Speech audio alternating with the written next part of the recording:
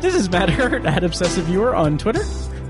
This is Mike White, and you can find me at I am Mike White on Twitter. And this is ObsessiveViewer.com's The Obsessive Viewer Podcast.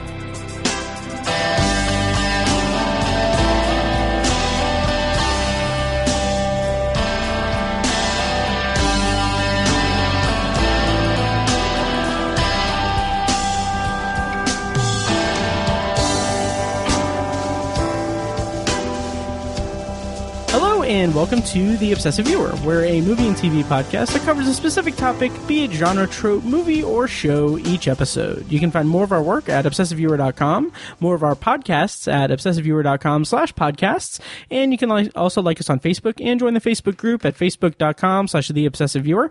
And finally, you can support us on Patreon at Patreon.com/ObsessiveViewer, where you can pledge a minimum of $1 per month for exclusive audio content recorded specifically for Patreon supporters.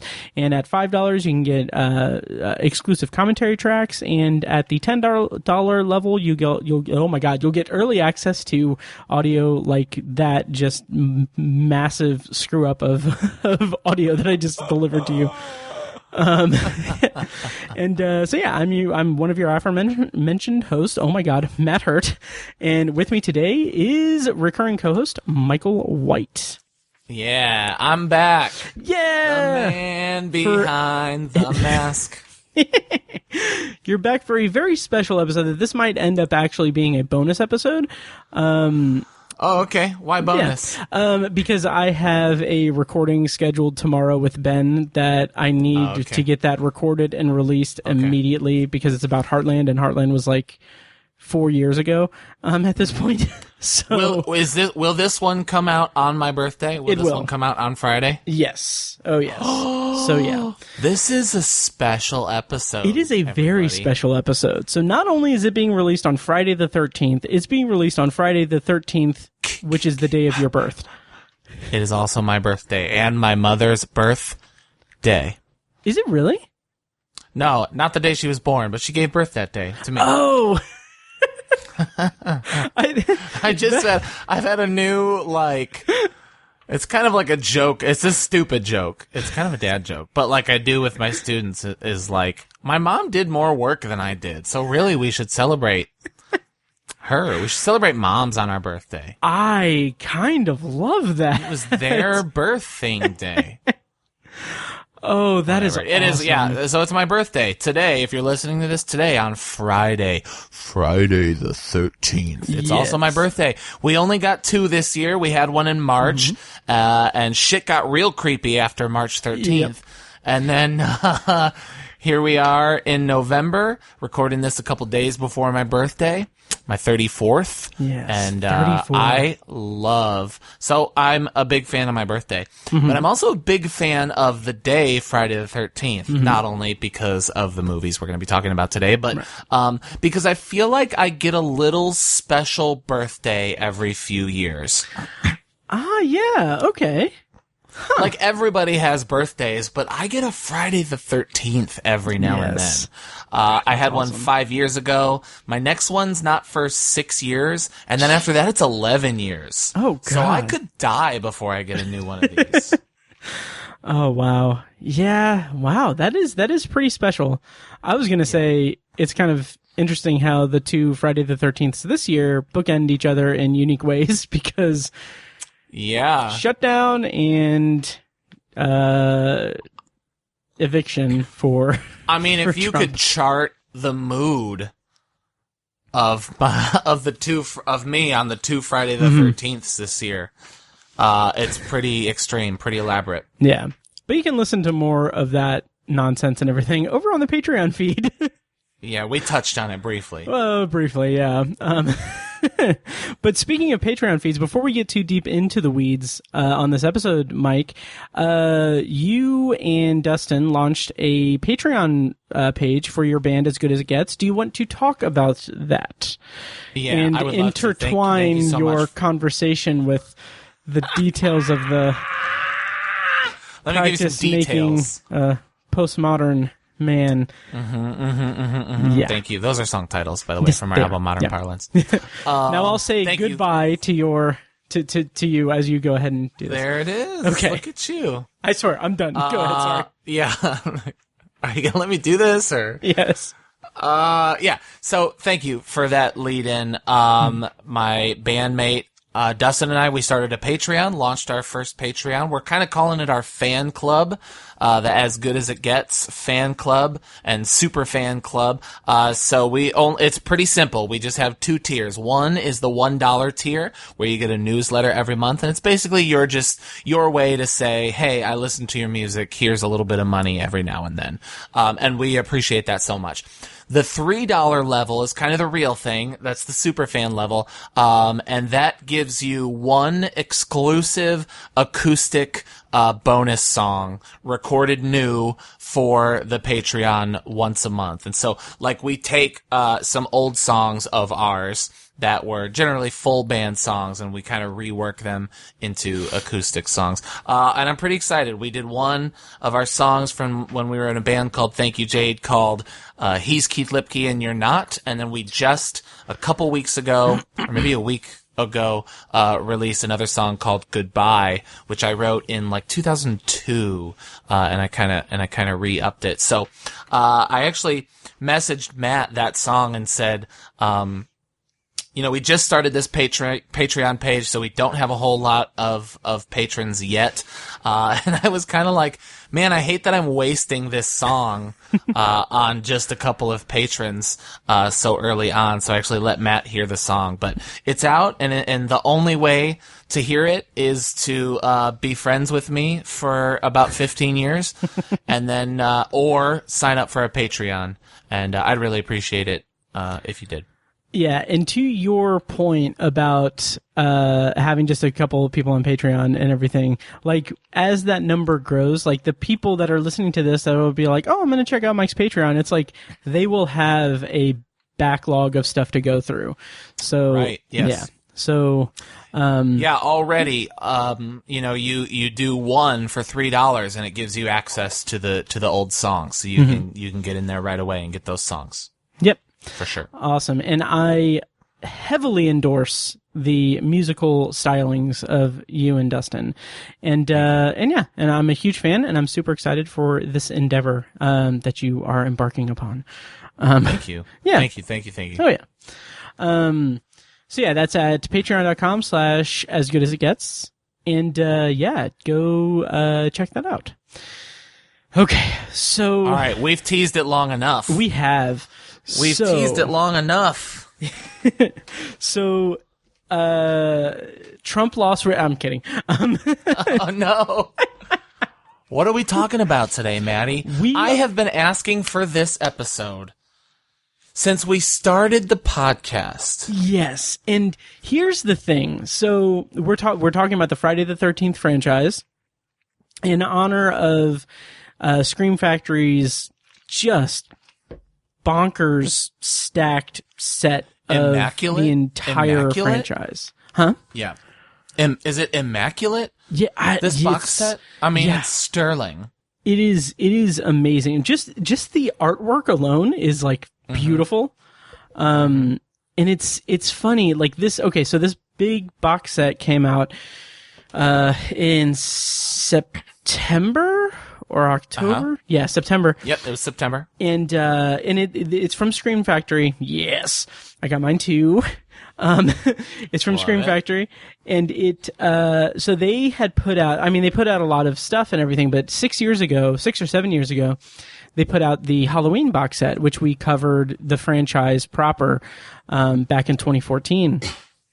So this is kind of a nice, like, companion piece to that recording that we did 6 or 7 years ago, or however long it was. Because, this is similar in stature and completionist-y stuff. Yeah. So Scream Factory and Shout Factory, they're kind of known for taking these kind of old and often out of print movies, and then Scream Factory horror movies, and kind of re-releasing them and buffing them up, and getting a lot of new features and a lot of cool features, and giving really great prints of films. I've ordered quite a few, from Screen Factory, but nice. I think kind of their crown jewels, the crown jewel last couple of years, was that Halloween box set. Since then, people have been kind of wondering if another box set like that, and that is box set, by the way, other franchise. like if you look on Amazon or eBay, or mostly Amazon, like that Halloween box set is selling for like it's on like $800 and some dollars. I know, Yeah. I know. It's like if my kids, like if they need to pay for books for a semester, we could just sell the. Yeah. Yeah, I know. Like it's awesome. I love yeah. that, and it was part of why I didn't hesitate at all to spend $180 on this new Friday the 13th box set. Yeah. So we have also discussed really at length, kind of the legal issues going on with Friday the 13th. And unfortunately there's no new update. They're still, in appeals court and still trying to figure that out. So I'm kind of surprised that we got this now. That was kind of the big question, is how do you take this franchise that not only was owned by both Paramount and then New Line Cinema over the years. So it's several movies over, 3 different, production companies. So Paramount and then New Line Cinema and then Paramount, but Platinum Dunes. Over time. Yeah. But then now also there's this legal battle over the title Friday the 13th and who owns the rights to the story, between Victor Miller, and Horror Inc., which is Sean Cunningham, the original producer director.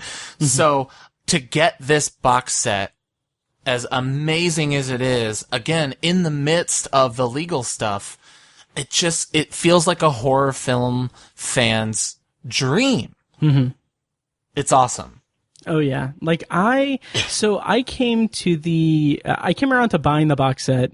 I was on the fence about it because like when I bought the Halloween set, I mean, that was a perfect confluence of events. Like it was like I was all in on just Halloween as a concept. Like I love Halloween, and I knew, like I hadn't watched the whole franchise of Halloween before I bought the set. Like I had seen Halloween, Halloween 2, H2O, right, and the Rob Zombie movies. And so I had enough confidence that I liked the franchise to buy that box set. And with Friday the 13th, I vaguely remember seeing the first one, and I saw Jason X and the remake. And like, I honestly, wow. Yes.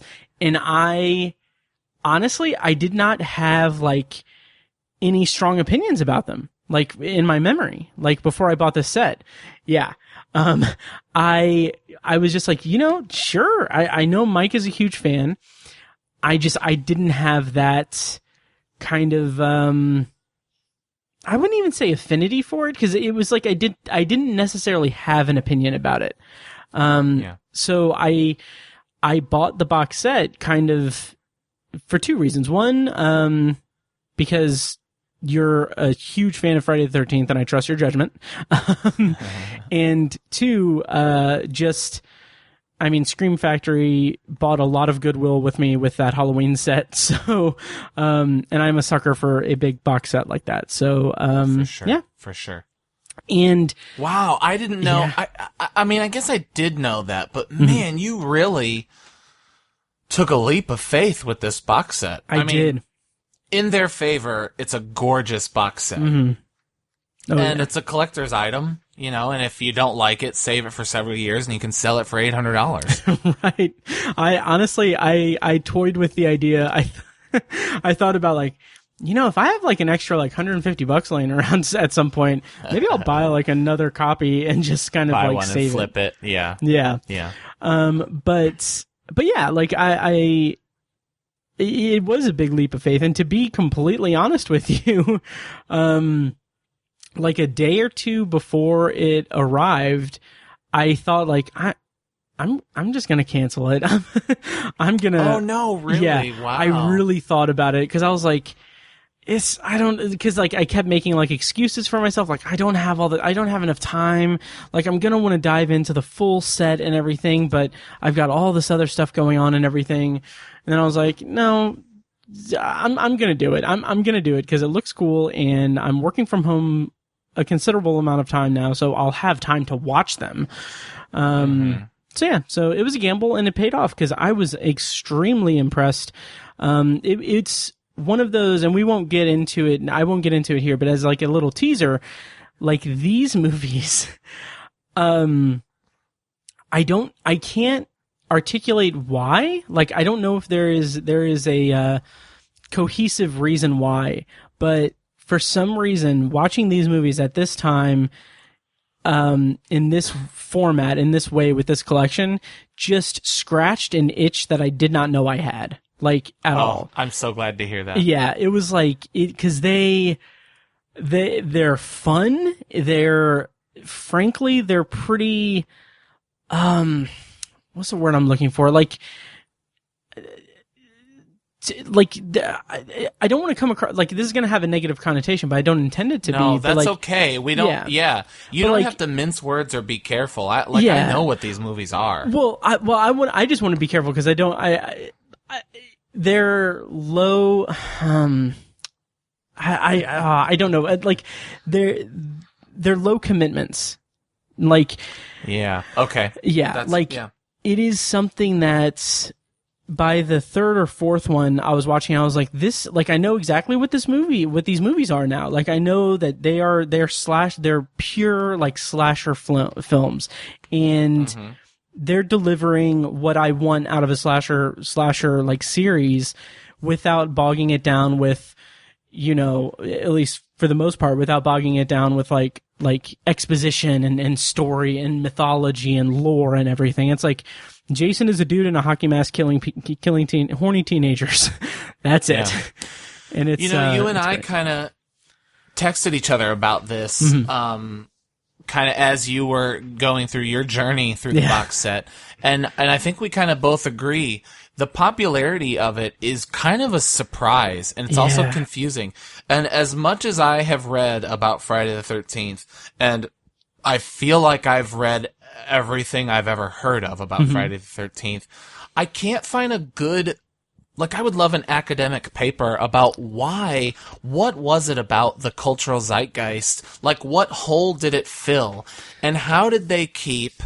So, I mean, it's probably the most obvious piece of horror trivia. Mm-hmm. Second, maybe only to Captain Kirk, is the Michael Myers mask from Halloween. Right. That Jason is not the killer for the first movie. Mm-hmm. It's obviously his mother, Pamela Voorhees. And then in the second movie, Jason doesn't have the hockey mask. Right. He really doesn't get the hockey mask until, I don't know, 60 minutes into the third movie. Mm-hmm. How did it sustain really some low budget, just not great movies? Right. Really don't deserve, those first three movies, while I love, and we'll talk about them as we go. Two is, in my top three. It didn't deserve, if we just got those first three movies, it does not deserve the life it's had. And then somewhere along the line, it just became this pop cultural zenith, and I don't understand it. And I've never seen anybody able to adequately explain how. Yeah, and I think my kind of my limited knowledge of the franchise, I'll say that, and its impact, frankly. My kind of thought was that they came out in such quick succession. So like they were pumping them out like every year or so, I think. So by the third movie, 4, by the third movie, it's like 3 years with a Friday the 13th movie each year. And it did ride, like what I find maybe more interesting is the question of how that first one was a success when it's an unapologetic ripoff of Halloween. And it's just, and like, that's something when I started that first one, I was like, I did not realize, like, because I knew that it was a response to Halloween, like that the movie was made after Halloween was a success, and it was capitalizing on that success. And but I didn't know, just like that opening scene is that it's Halloween at a camp. Totally. Like that is 100% what it is. And I found myself, cause like, I don't know, maybe I'm growing up, but I didn't find myself nitpicking it or being pedantic about it or anything like that. I was just like, this is a campy, fun slasher movie. Like, I'm going to enjoy this for what it is. And I think aside from that, it's their slasher movies, hulking guys in masks. Mm-hmm. After the first movie, that's kind of where the similarities to Halloween end. Yeah. And I think I've said this before on the podcast. As much as I love the first Halloween movie, I mean, I think it's a horror masterpiece. It's my number 1 or number 2 favorite movie, depending on the time of year. Yeah. I don't think any of the sequels come even close to as good as any of the Friday the 13th movies. That's maybe not true. I mean, H2O is probably better than some. But, as a franchise, I easily, without question, put this higher than the Halloween franchise. Wow. Yeah. It's really interesting, because one of the things that I find myself kind of craving a little bit is a more robust horror franchise. So like what I would like to see, and maybe you can key me into the right franchise to go into, but like I feel like the kind of nature of horror franchising in particular seems kind of contingent on a piecemeal kind of thing, like going movie to movie, retconning stuff. Like each entry, and this isn't a dig on the genre or anything, but it seems like each entry is its own unique thing that is a patchwork of the mythology that came before it to fit whatever vision the filmmaker had for the new one. Yeah. So like, I would like to see a franchise that goes like full on, like deep mythological, like lore of its backstory and everything, spanning several movies and everything. I don't know if that exists. I mean, the Paranormal Activity movies. I thought of that. I did, and I'll go back and rewatch them eventually. Yeah, they're not great.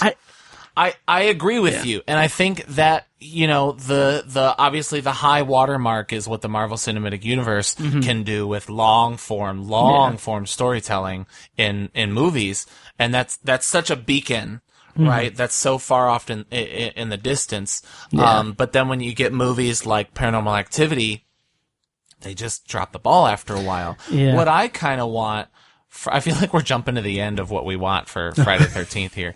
What I kind of want is just to see, I want to see Jason treated as like this revenant.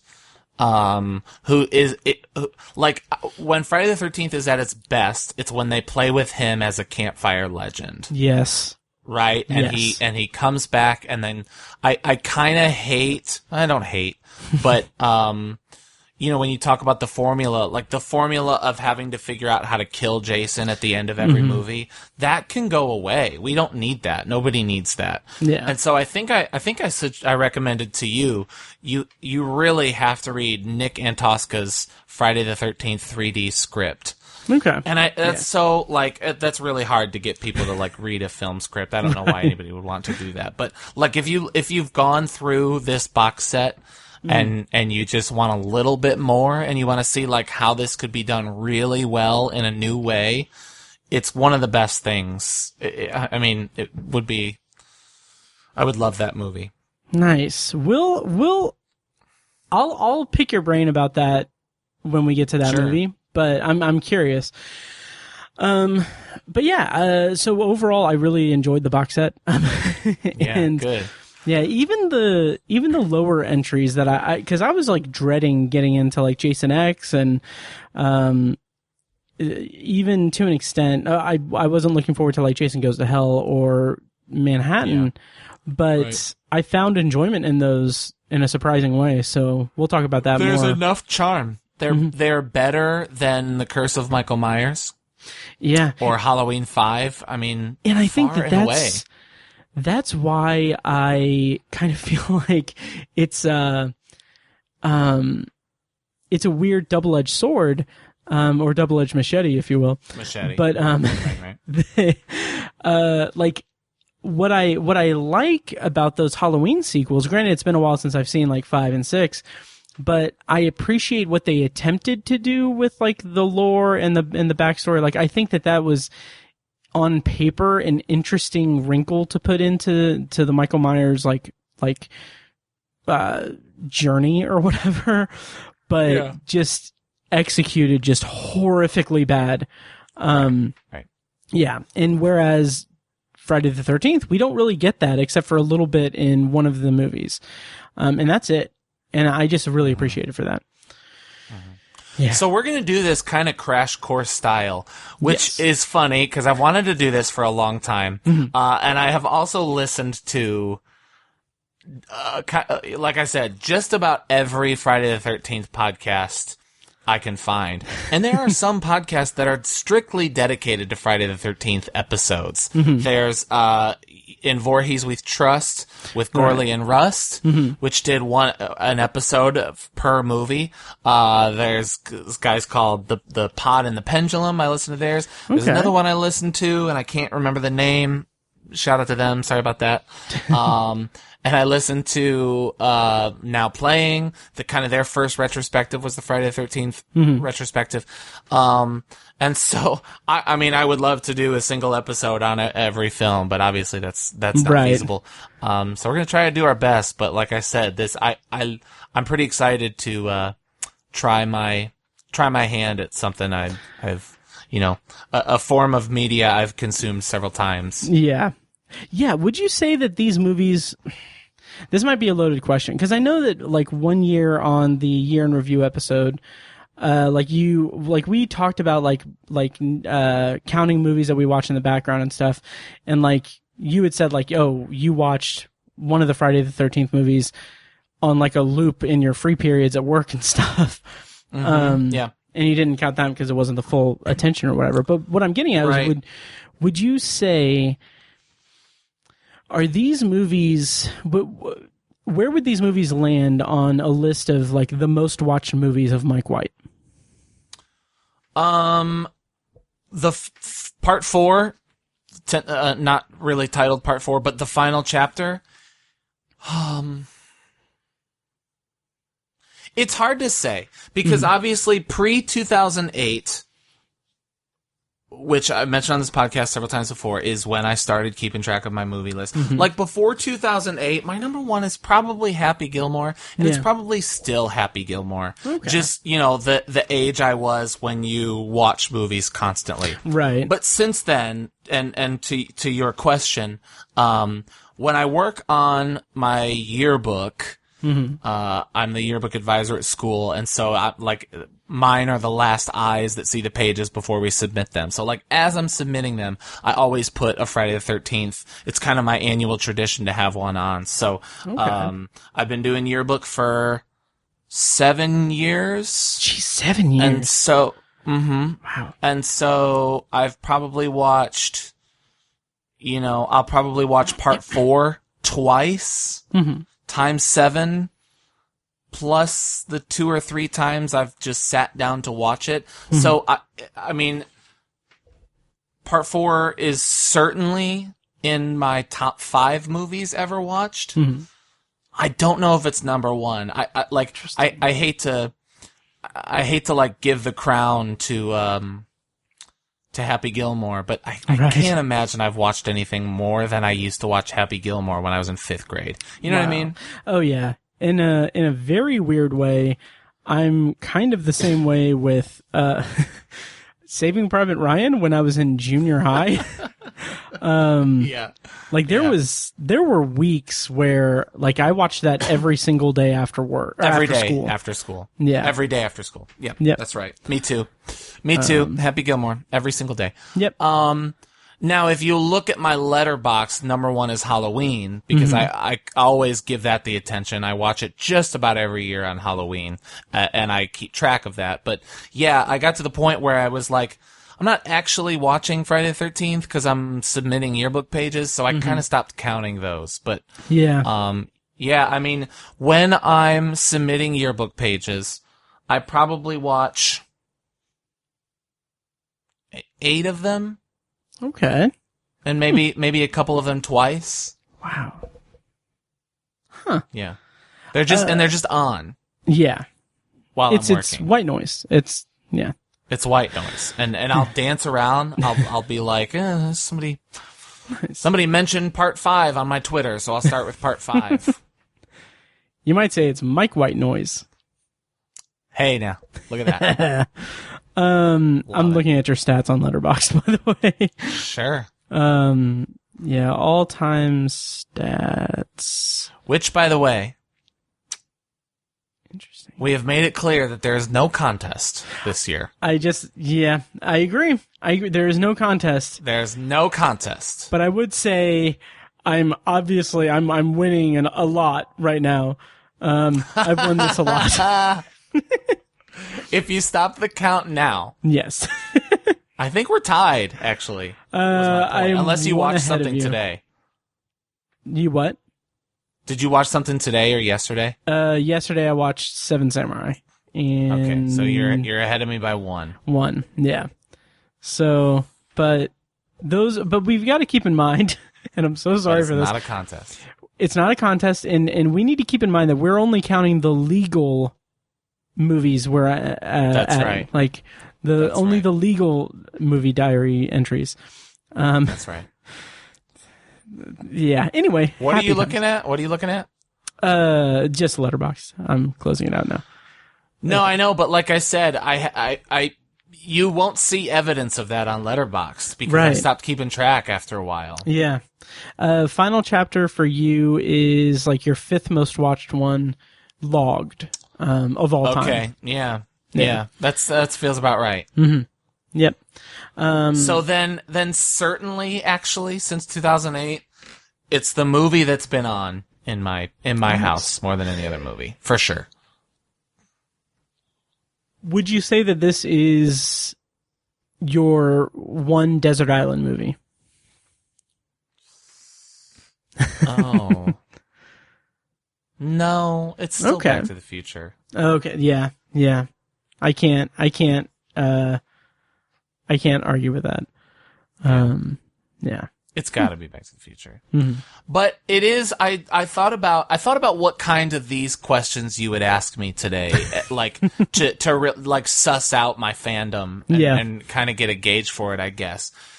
I think I'm willing to say it's my favorite franchise. Okay. Or at least favorite horror franchise. Mm-hmm. Nice.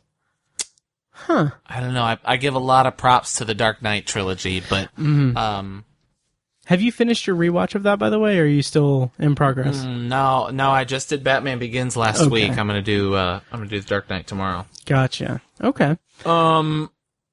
Yeah, but in terms of my love for a franchise, and when I say franchise, I mean the films and kind of everything else that comes with it. I'm obviously an avid collector of the toys. Mm-hmm.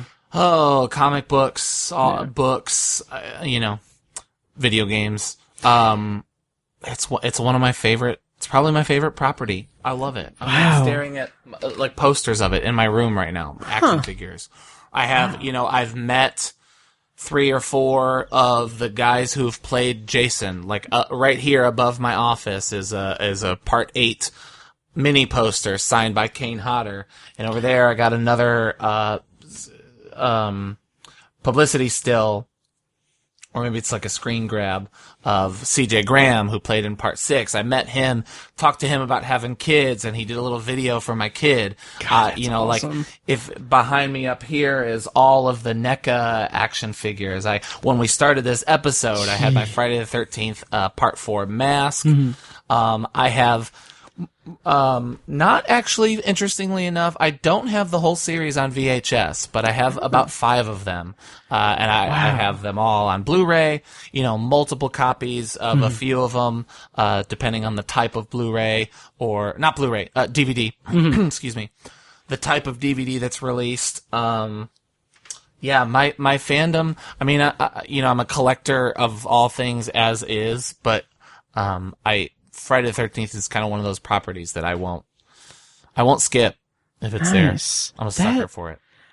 And that's awesome. Like, it's funny, you said it's your favorite, like, IP. Like, for me, I've said for years now that The Dark Tower is my favorite IP and everything. But, and as much of a collector as I am, I don't have, like, that much in terms of Dark Tower, like, stuff. I have some shirts and I have some Funko Pops for a movie that didn't exist, weirdly enough.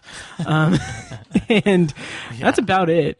But, and I do have several copies of the books. But yeah, anyway.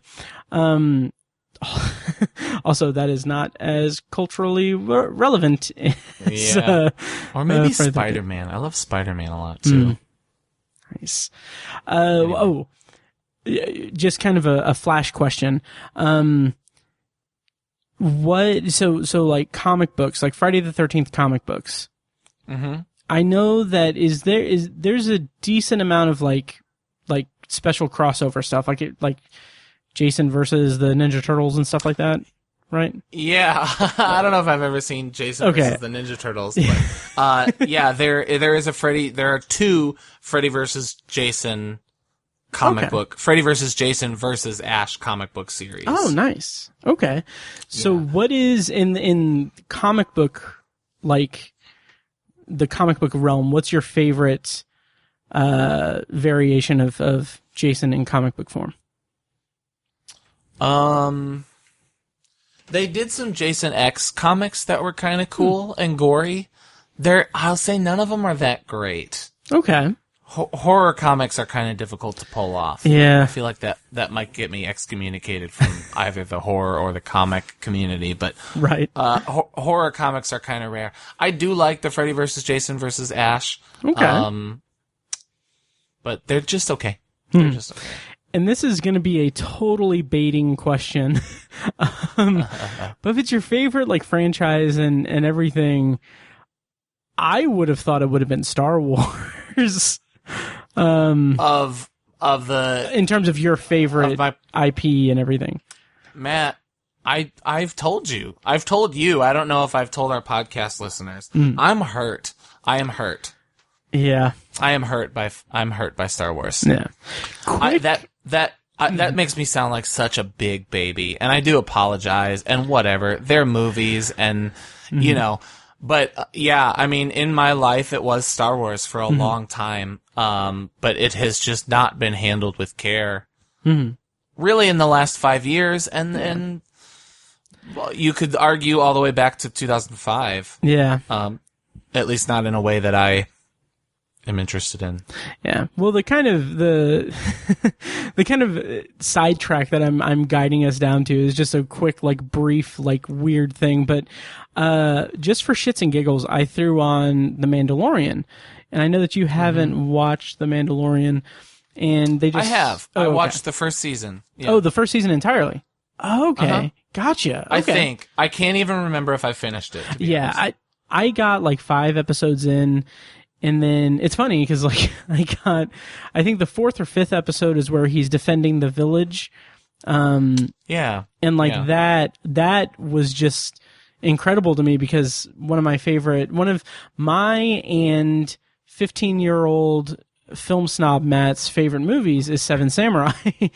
And like knowing that like obviously Lucas used a lot of like Kurosawa influence and like samurai like influence when he made Star Wars, but like seeing like an actual Star Wars property take such a clear inspiration and homage to Seven Samurai was like like I remember when I was watching that episode when it aired, I was like, before it ended, I paused it and like I ordered the latest like Blu-ray of Seven Samurai from the Criterion Collection because I hadn't upgraded it yet, and I just bought it because I was like, yeah, this is gonna make me want to watch Seven Samurai and get more into like revisiting samurai movies.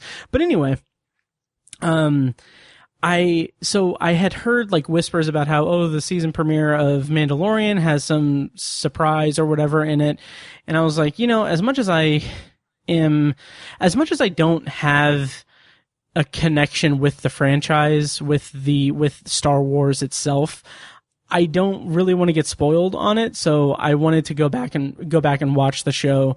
And like, I never finished the first season. So I started from the beginning of season 1. And I've watched like 3 episodes and I don't know if I'll hang with it or anything. But when I was watching it, I kept thinking, like, the snarky side of me was like, if The Mandalorian was all that Star Wars was, like if the Star Wars like juggernaut was only comprised of The Mandalorian and nothing else, I feel like I would be just fucking like crazy about it, like, because it's like, yeah, because for me, it's like, it's a really well constructed and entertaining show. And also I would say that, in my opinion, granted, I haven't seen Firefly in a long time, but like, in my opinion, it does what Firefly did in terms of melding Western and science fiction, better than Firefly. Like, because that's maybe not fair because it has the history and it has the like the massive like source the material. world has been built. Yeah. But anyway, I don't know how to connect that with Friday the 13th. So how do you think... Yeah, what is that? Yeah. How do you think Jason would fare in a galaxy far, far away? I mean, he just wouldn't die. Mm-hmm. Yeah. He does hate sand, though. Oh, yeah. Well, who doesn't, really? Yeah. It's coarse. It gets everywhere. Yeah. Yes. So what do you want to do? You want to go through each movie? Let's do that. I did have one question, because you haven't really been able to dive into the box set itself proper yet, have you? I haven't. You're revealing. It's not that I haven't been able to dive in, kind of purposefully, because my birthday is today. If you're listening, Friday the 13th, I wanted to save a good chunk. So this weekend, I'll probably watch. Maybe I'm hoping 6 of them, 5 of them. Nice. So I just watched the first one over the summer on its 40th anniversary. So when I got the box set in October, I got the box set in September, but in October I did watch part 2 and part 3. Yeah. Nice. I watched all the movies, and I went through and watched a good amount of the special features. I haven't watched any of the commentaries or anything. I have not watched the last like disc that's just bonus materials. But I did want to ask you, do you, because okay, I had this really absurd idea. So do you think that, like, obviously this is an incredible box set. It's incredible. Yeah. Do you think that it should have, if possible, included the Crystal Lake Memories documentary? Yes. Yeah, absolutely. Yeah. I wonder what happened there. I wonder if it's a rights thing. I wonder if it's too long. It's like 4 hours. Yeah. Maybe even longer than that. So I wonder if that is the issue. Maybe. But yes, I did think about that. And let me tell you about the ridiculous like idea that I had was I started thinking, like, what if I buy that on Blu-ray, the Crystal Lake Memories Blu-ray, and I buy like a case, like one of the like God. DVD, like Blu-ray cases, and take the insert out of that bonus disc and put it in there and like have it be a special one where I can hold like 4 or 5 discs in it and stuff. But, just so I could have it all in one set. But I was like, I think I found. Yeah, why not? Do it. Well, the reason why not, and this is very much, I think you'll really appreciate this, is that the only The only like empty Blu-ray boxes that I could find that would fit like all the discs that I would require in one, because I still wanted to fit in the slipcase thing. The actual plastic of it was blue and not clear like these are. So it would stick out too much, which is ridiculous because when I have it on the shelf, I have the back of, like, I have the discs actually pushed to the back of it. So it's totally an issue. Yeah. Totally an issue. Yep. Yeah. Yeah. So, there was a guy on Twitter who, I don't know if it was on Twitter, but I saw it on Twitter. He was selling the box set. He said, never watched, never opened. The only thing is I want to keep the case for the Part 3 disc. And his thing is, he wants Part 3 on Blu-ray, but he wanted it for free because they messed up that disc. So he's getting them to send the disc by buying the set, and he's selling the rest of the set and keeping the case for Friday the 13th Part 3. Okay. Sure. That's some real cheapskate gamesmanship. Yeah. Oh, yeah. Huh. But whatever. Yeah. Yeah, so there are some defective discs in the set. I haven't encountered anything, but kudos to them for like doing a whole thing where they're going to just send out replacement discs at the end of the month. So, but it's not anything too big in terms of the full set. Like I was able to watch all the movies. Right. Yeah. So shall we go movie by movie? Let's do it. Okay. So, full disclosure, I don't have any notes or anything, so I'm going to defer to you. I'm going to hope that I'm going to challenge your encyclopedic knowledge of the series. So if you I'll do my best. Nice. And also have Google at the ready. Nice. All right. So if you want to introduce us to the first movie and we can kind of talk about it. Okay. So Friday the 13th, obviously 1980, directed by Sean Cunningham and written for hire or not. If you listen to me talk about the rights issue before, you know why I made that sound. By Victor Miller. Takes place at a camp in the northeastern part of this country. It's not, they don't actually say where, but I think most people assume it was New Jersey. Right? Yeah. Kind of looks like New Jersey. And it was filmed in New Jersey. So I think that was kind of you can kind of assume it is. The rest of the movies end up, part 2 is filmed in Connecticut. And then after that, they moved to California. So this one looks like New Jersey, and we can call it New Jersey. I don't need to give a plot summary. If you're listening to this, you've seen the first movie. But we have Adrienne King plays Alice, the main character. It's a bunch of counselors. They go to camp. They're picked off one by one. We find out at the end of the movie that is the mother of a boy named Jason who drowned in the lake, and she is taking her revenge upon them. Yes.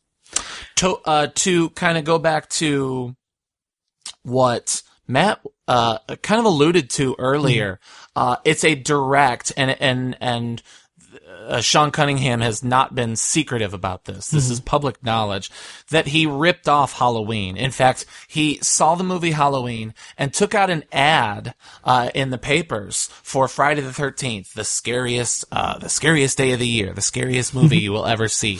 Just buying the title, sticking a pin in the title before he even had a script, and then decided to literally, like you said, ape the formula of Halloween, set it at camp, and see what's what.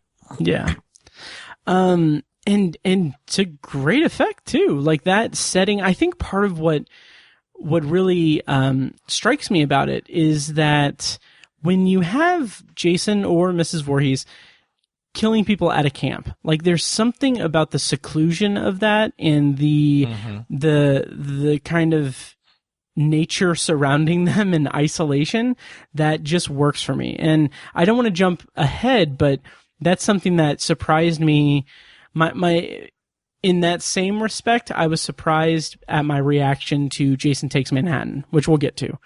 But here in like the majority of these movies, for the most part, the camp setting like that, and it's weird because like I never went to camp. I never had like a summer camp experience or anything. Like the closest thing I had was like a weekend, like a weekend FCA like camp thing. Nice. The Fellowship of Christian I went to Athletes, Fellowship, right. which I was neither.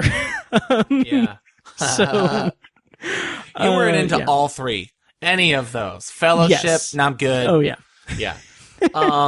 I went to like a YMCA day camp, which was kind of like summers. I was like too old for a babysitter, but too young to just be on my own all summer. It was like 5th grade summers. And it was out in the woods. We hiked and, played water games and stuff like that. And so I definitely don't have that like, New England vibe memory, but I do think that there is something visceral about, there's something mythical about summer camp and a camping setting. And like, you've been camping, and like we said, neither of us have been to summer camp. Neither of us were counselors, but you can feel it. And much like Halloween evokes the sense of the Halloween, the movie evokes the sense of Halloween, the season. This feels like summer, and it feels like a camp, and it feels like you're camping. And I do love that so much. Oh, absolutely. Yes, it's interesting because like when it comes to Halloween, and it's obviously impossible not to compare the movies or anything, but Halloween for me is the way that it evokes that feeling of autumn in the Midwest.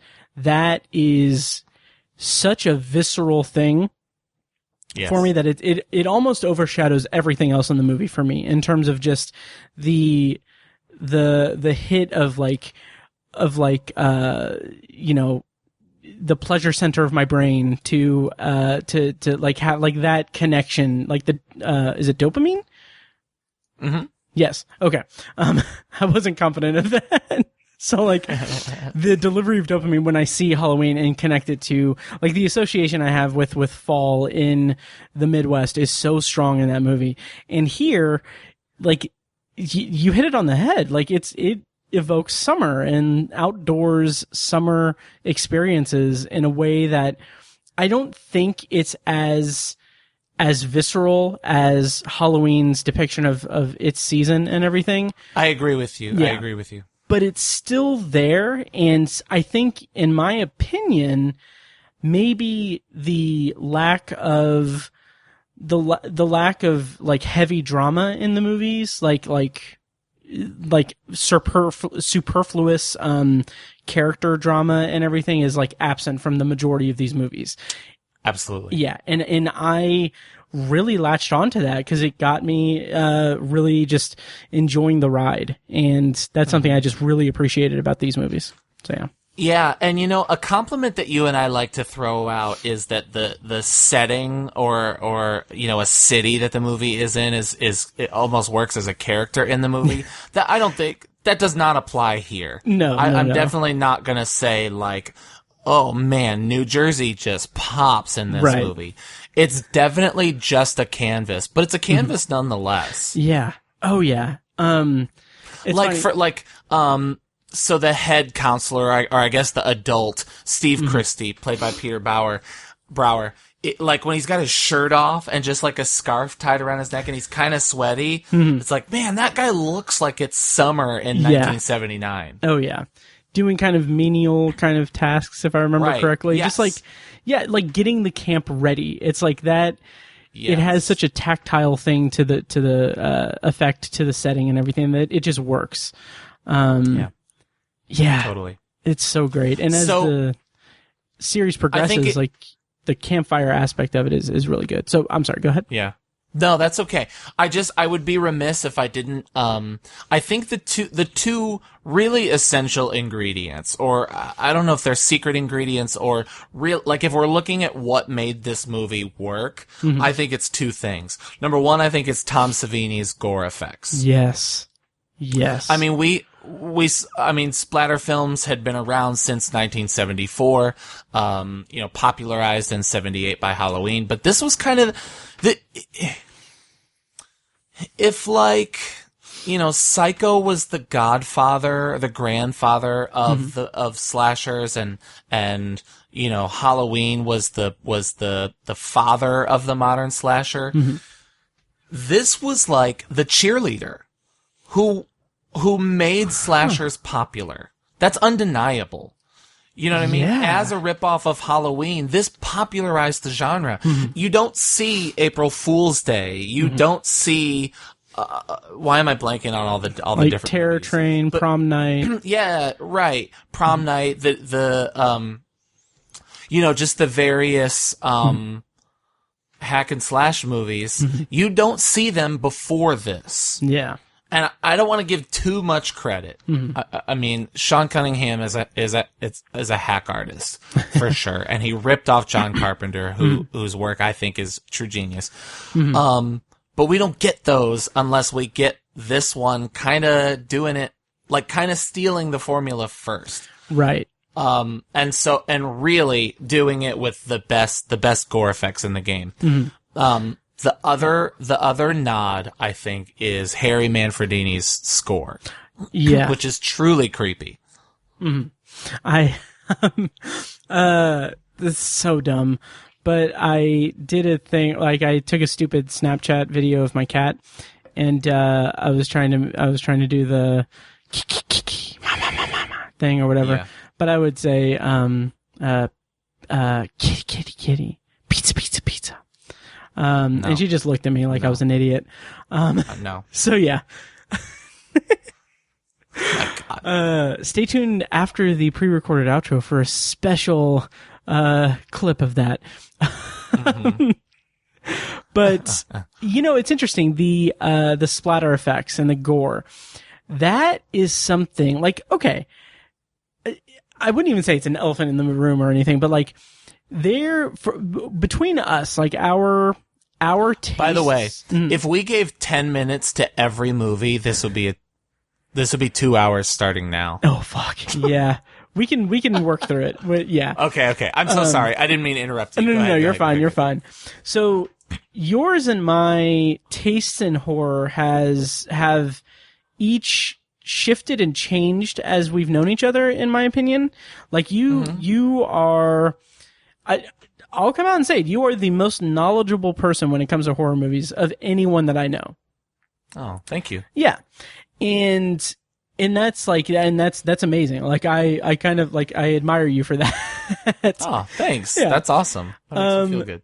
For me though, I've felt myself drift away from the genre, not for a lack of interest in it per se, but more that I've kind of gravitated more towards science fiction and as my chosen genre and everything. But a part of that is that I do genuinely have this phobia of gore effects. Oh wow. Yeah. Oh, like, okay, cool.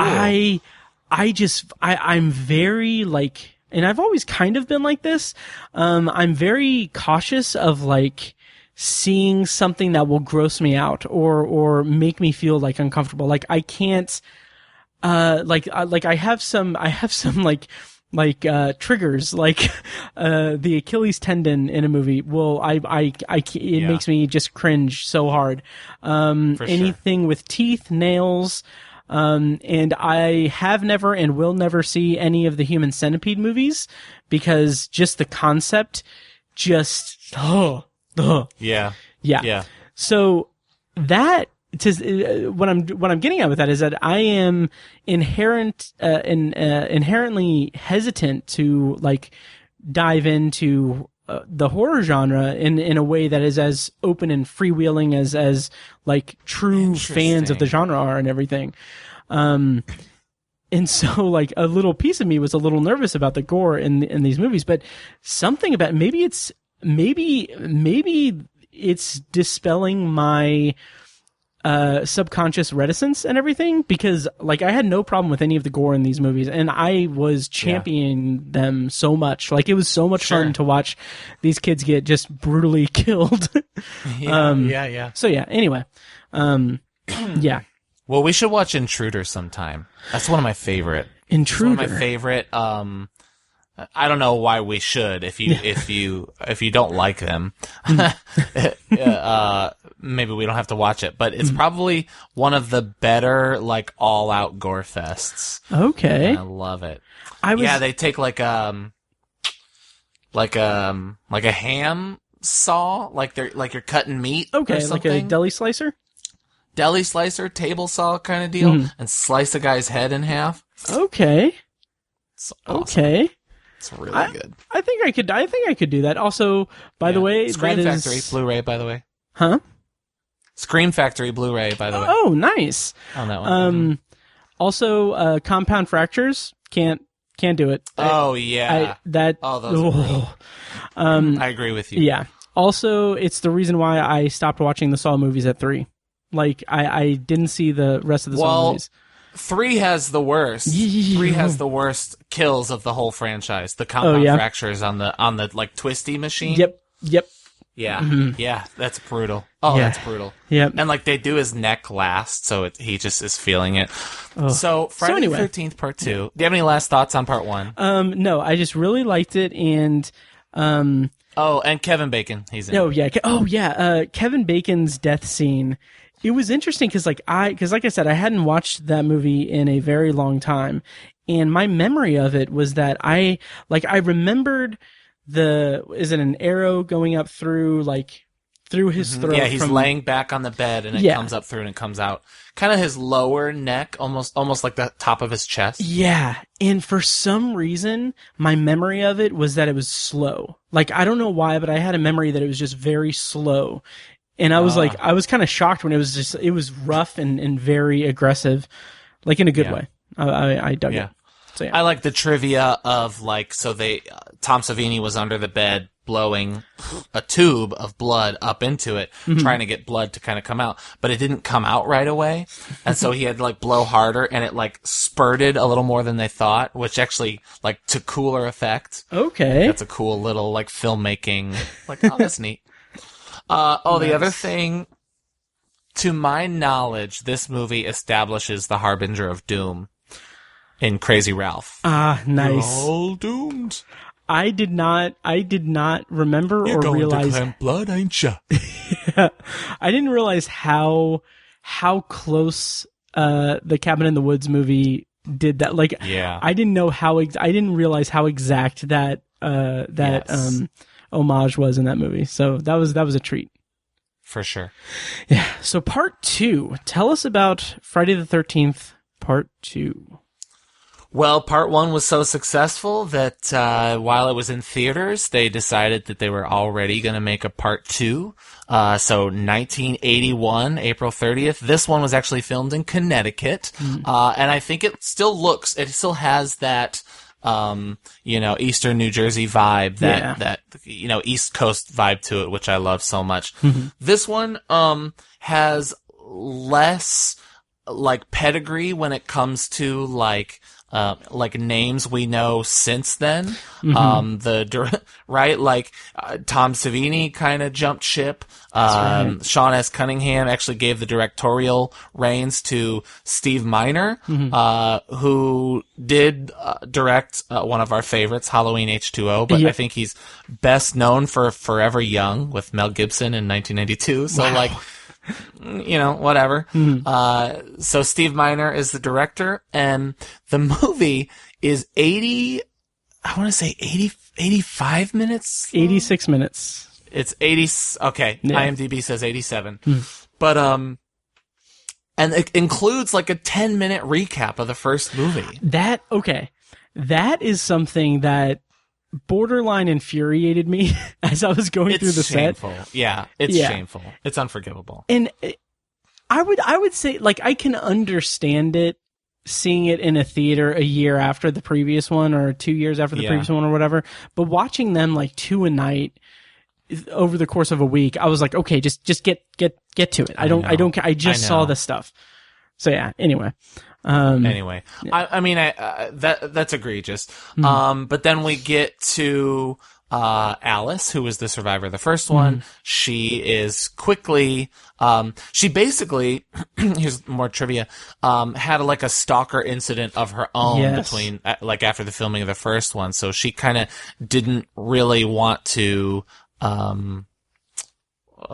what's the word I'm looking for? Expose she didn't want to herself, encourage or? any of that behavior anymore. So she kind of wanted out. So Amy Steele, kind of takes the role of Ginny as our final girl. And we get that final girl archetype. Not at all I'm not giving credit to Friday the 13th 2 or even part 1 as the archetype inventor. But, for what it's worth, this is one of my top 3 Friday the 13th movies. And it does that favorite thing I was mentioning earlier where, so at the beginning, I think this one even does a better job of like setting up that it's counselors getting ready for kids to come.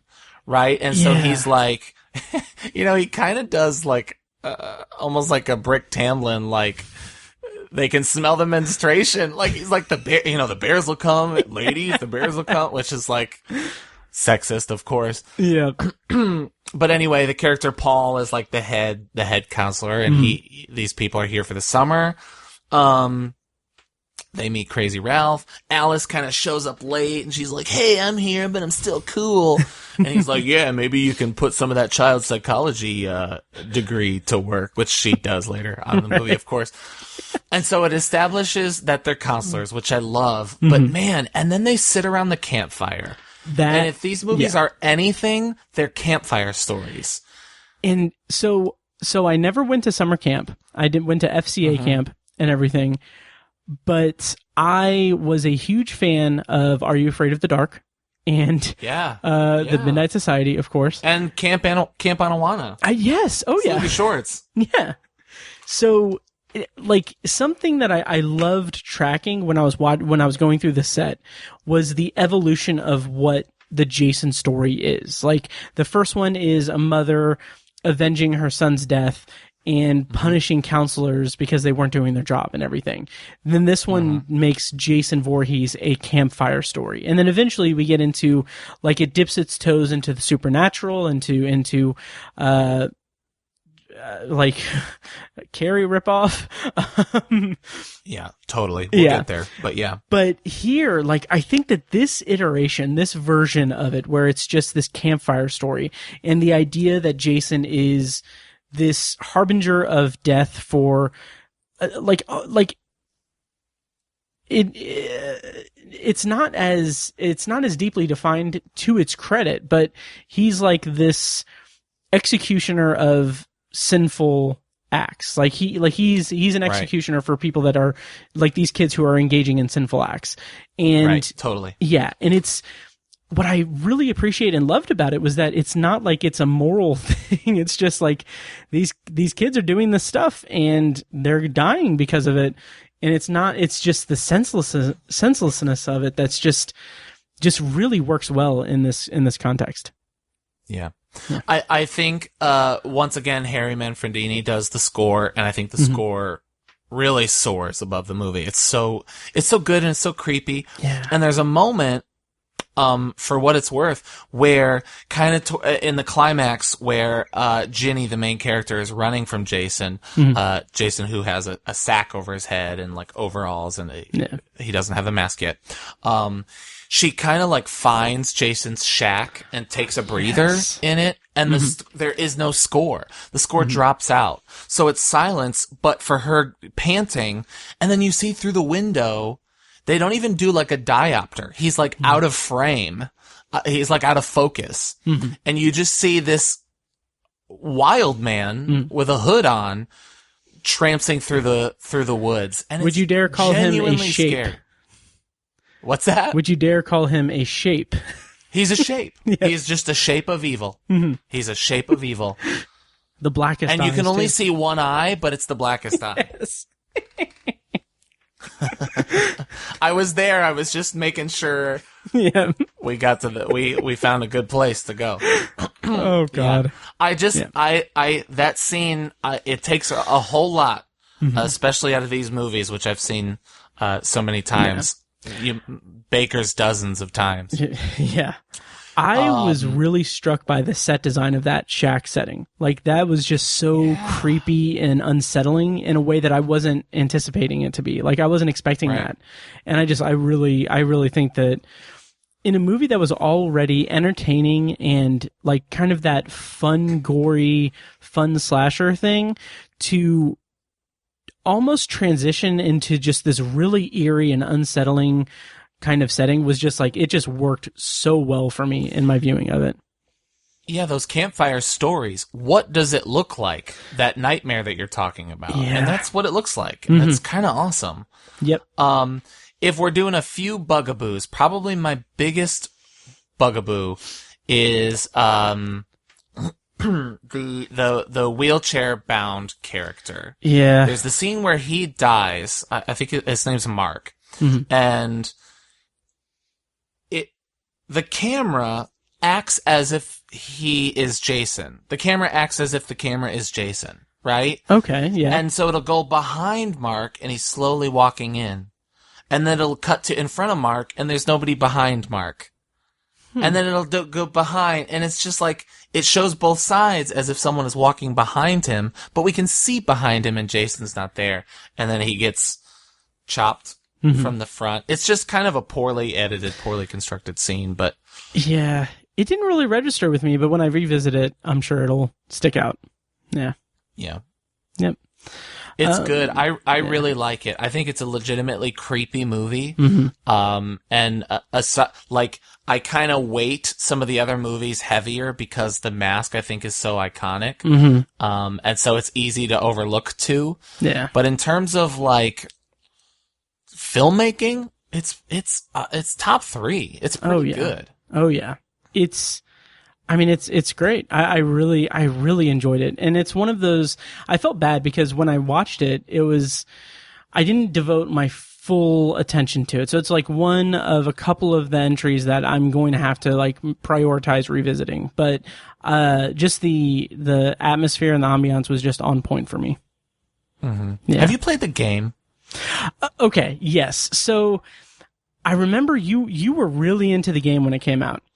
And I loved it. Yes, and I drug my feet and I didn't buy it, but it did become a PlayStation Plus free game for a month, and so like I added it to my library, and I never got around to playing it, and then I played a little bit of it when I was watching the movies in the set, and like they just announced like the servers are going to be discontinued and everything. Yeah. And like I tried to do matchmaking and I couldn't find any games or anything, so I just played with AI. It's fun. It's a lot of fun. But yeah. It was definitely more fun with people. I can only imagine. Some of the, frankly, friends I made playing it, and just nice. Like I would go to bed with like stories from the nights of playing. It was awesome. But I don't know. I don't want to spend too much time talking about that. But just the way they recreated some of these sets. Yeah. And it had been a while. Like, obviously, these are my white noise movies. And so it had been a while since I sat down and, like, gave them my eyes and my attention and put my phone down and watched. And, man, so Packanack Lodge is kind of the big, like, the camp area that they are in. It's so faithfully recreated in the game. It was like, that's, like, I've played around those corners. It was cool. Yeah. That's awesome. Yeah. Was it an NES game way back in the day? Because I remember that. I remember playing that vaguely and like not really. It's super terrible. Yeah. It's super terrible. Yeah. It's really bad. It's almost unplayable. Yeah. Yeah. I remember not really being into it, but I do distinctly remember like the music or something or the sound in the game. Yeah. So that kind of like 8-bit kind of like version of it. Yeah. Good stuff. Yeah. I have It's over there. I have the Friday the 13th, like the video game colored action figure. Oh, okay. So it's got that purple and the blue, and when you open the cover, it plays the theme song. Let me see if I can get it to play. Oh, that's awesome. Okay.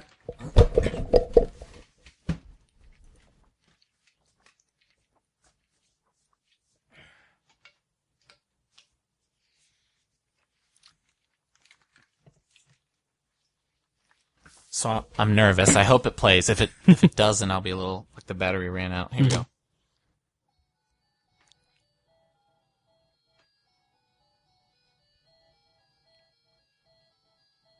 Oh man.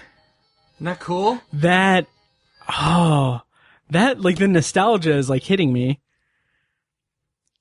Oh, come on. Yeah. Oh. So. Oh, that's so awesome. Yeah, isn't that cool? That's very cool. Nice. Yep. That's the game. Yeah, I love it. The game was terrible, but the action figure's cool. Nice. Final thoughts on part 2?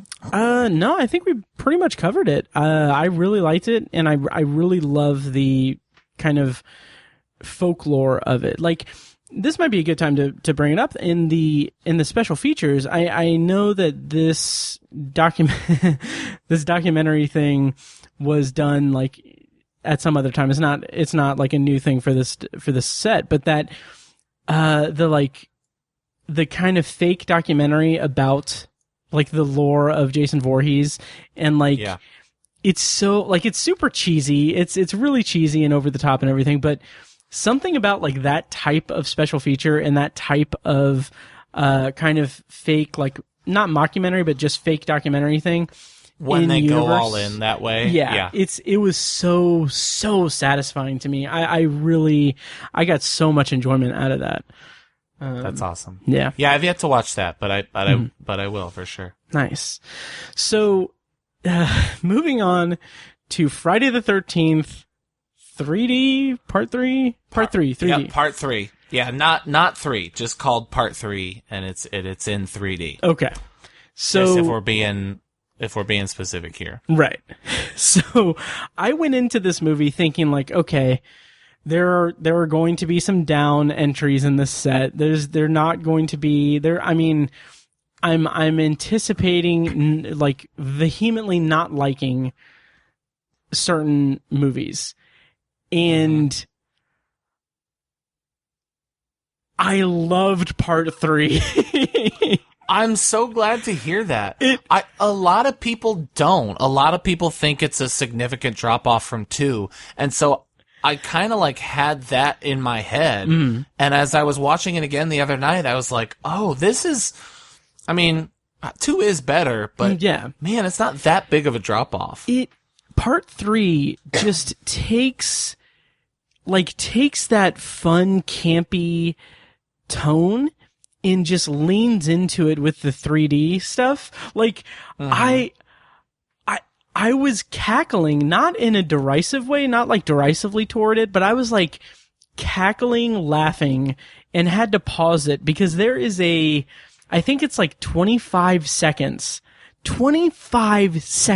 almost half of a full minute of a dude with a yo-yo.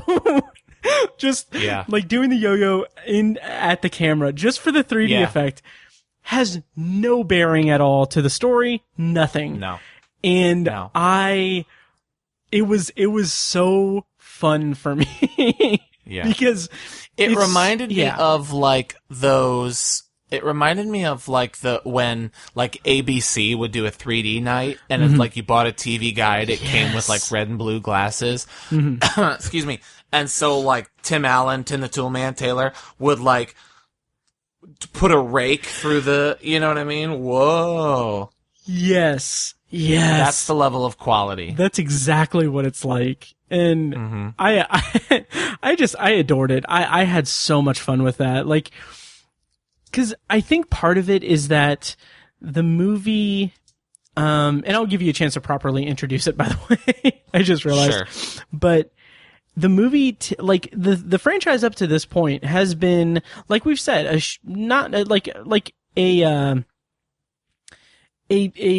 counter or a reaction to Halloween. And even the ending of the first movie is a complete, like, just taken from Carrie 100%, and everything. 100%, yes. Yeah, and it's not. It's weird because I have this weird thing where I don't feel like it's egregious. I don't feel like it's offensive or anything or cheap. It's just, it's what this franchise is and built upon. And taking that and then going into part 3, which plays into this whole, like, okay, we're going to do a 3D movie, so let's just do 3D. Like, let's just be as 3D as we can.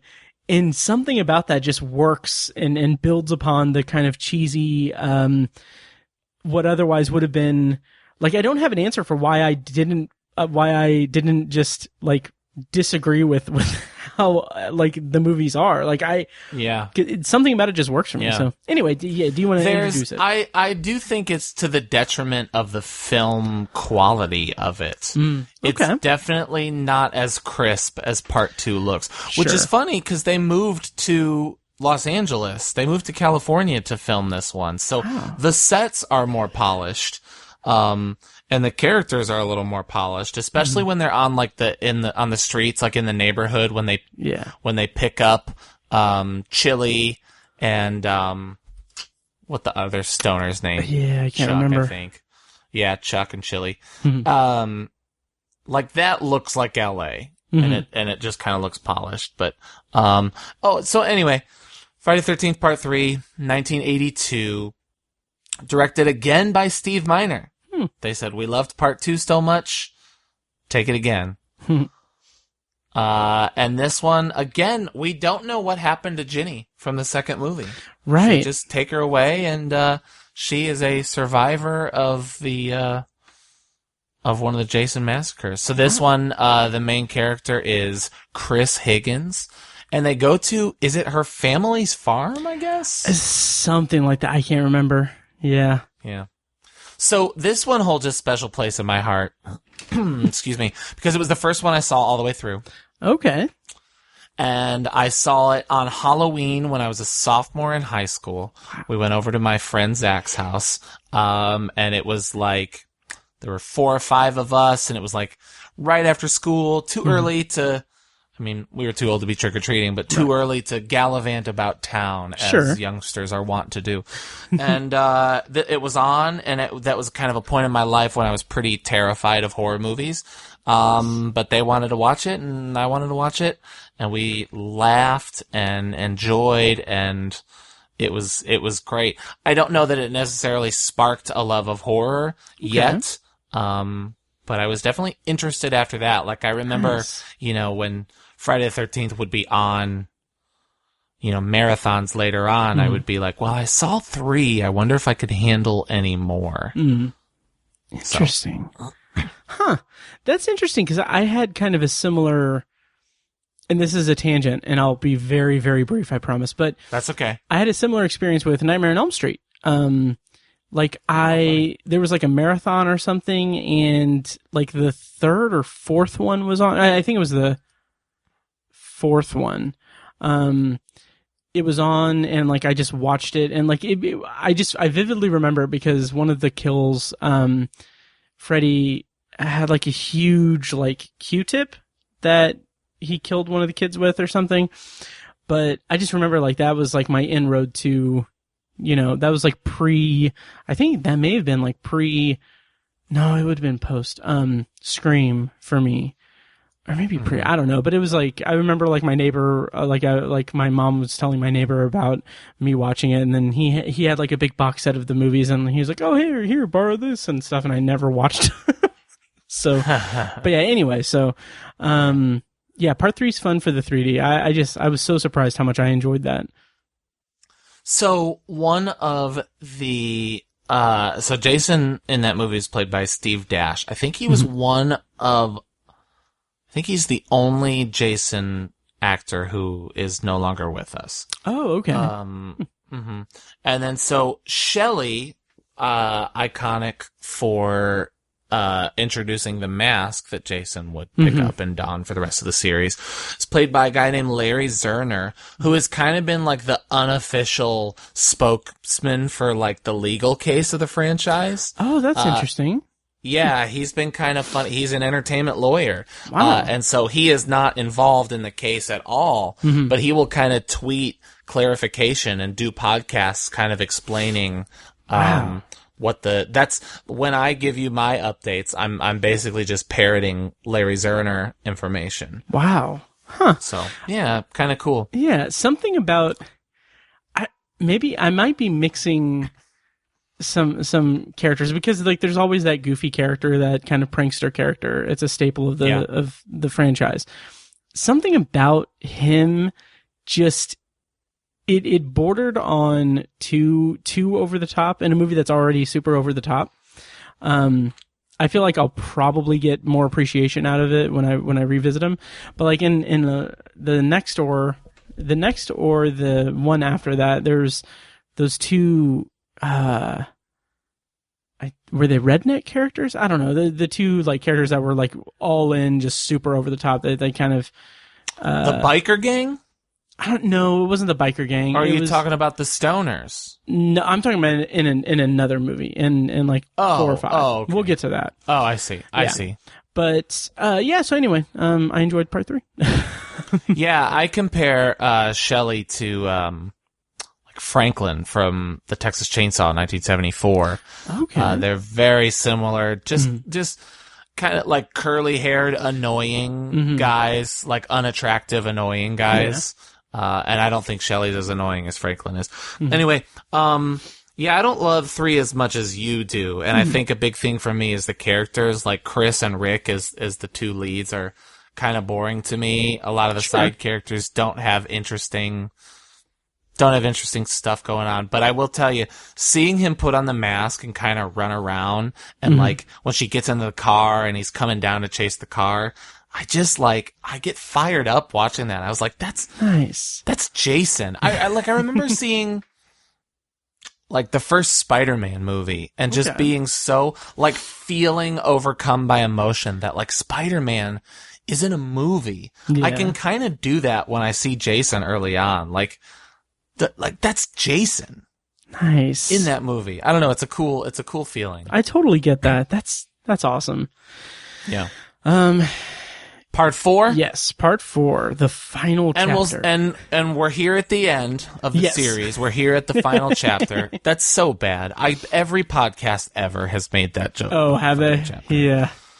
But how bold of them to call it the final chapter. What a dumb thing to do. Yeah. And what's crazy is it's not the last time. Totally. Yeah. Right. Yeah. Yeah, the final so anyway. What's that? Oh, I was trying to remember which one it was, but Jason Goes to Hell the final Friday. But yeah. Anyway. So this one is directed by Joseph Zito, otherwise known for The Prowler. I mean, like not really very well known. Prowler is probably how he got the job. They waited a year to get this one, and I feel like I've heard why. But I think it was, I don't know, just quality issues. They just wanted it to be better. Okay. So Joseph Zito directed it. And then this is my favorite of the whole series, of the whole franchise. I think when you think of Friday the 13th, this is kind of the quintessential. Like if you could take the hockey mask and put it on Jason from part 2, it would be that. But other than that, ingredients wise, this has kind of the best of everything else. Yeah. Characters you genuinely care about. Crispin Glover's character and his friend are really good together. I've seen people say like even if you took out Jason, this will be a good coming of age story, and I don't agree with that. I think that's giving it a little too much credit. Right. But I think Corey Feldman is absolutely fantastic in it. His sister is interesting. I don't know. It's weird. Like I can't point out specific moments about what I love about it, like I can about 2, but because it's almost the most concentrated version of what Friday the 13th is. Yeah. It kind of feels, and this is one of the ones that I didn't pay as close attention as I should have with it, so I'm a little bit, I don't know, a little bit clumsy with this, I'm sure, but it feels like the kind of, I don't want to say culmination, but like it seems like they worked through what worked in the previous movies and just packaged them together into something that is, like you said, what Jason becomes in terms of the iconography. Mm-hmm. But better than a lot of the stuff. Mm-hmm. Yep. I don't know. So dumb. This one ends with Corey Feldman slashing at Jason, right? Yes. Okay. So yeah. Oh, so they also brought Tom Savini back for this one. Yes. Thinking that it would be the final chapter. They got Tom Savini to come back. So go ahead and say what you were going to say. Oh, I was just going to make a stupid joke because he did that. Corey Feldman did that thing where he was premiering his documentary, The Two Coreys, and I don't know if you've heard about this or seen the meme about it or anything, but like he did this whole thing where he had a live stream set up that he had people pay to get in and everything to premiere this documentary that he was promising was going to expose like pedophilia in the entertainment industry and everything. And the kind of thing that went viral is that they tried to show it, but then they couldn't show it because, quote unquote, the people that, you know, were kind of like the secret group of people that are attacking them and everything were hacking them and preventing them from screening it. Yeah. Oh. Which is a whole... I feel so sad about Corey Feldman. Oh, me too. But there's this clip where he's like talking to someone off stage and she's like, yeah, they keep trying, they're hacking us right now and they keep preventing us from showing it. We knew that they were going to do this, and yeah. But Corey Feldman says, and it's this super like awkward and forced, cringy like thing where he's like, wow, they're hacking us in real time. That's what we've been seeing since the beginning of this. And they've been clearing it and dealing with it, but they keep coming back. They can't fight it off. It's too strong. Wow! Holy crap! They're hacking us in real time. So there you go. You know who it is? How? Well, they would in like 10 minutes. I'll say this out loud. Hold on, wait. What did you just say? It's Wolfpack. They've been bragging that they're going to do this crap. I was hoping they were full of it because a lot of times they are. But I mean, I can name names right freaking now. Susie, Shannon. I mean, it's all. And it's like it's so awkward and clear that it's like, okay, this was the plan probably. Yeah. But it sucks that he was such a great child actor. Oh yeah. And kind of what has happened to him in adulthood. Yeah. And I know, you know, the difficult life he's had. Oh, totally. I tend to believe him, you know, yeah. obviously. Oh, me too. But at the sad. end of this movie, in my head, I was like, oh, Corey Feldman's hacking him in real time. That's the whole reason I went down that tangent. Yeah. So yeah, anyway. Yeah. Yeah, I don't know.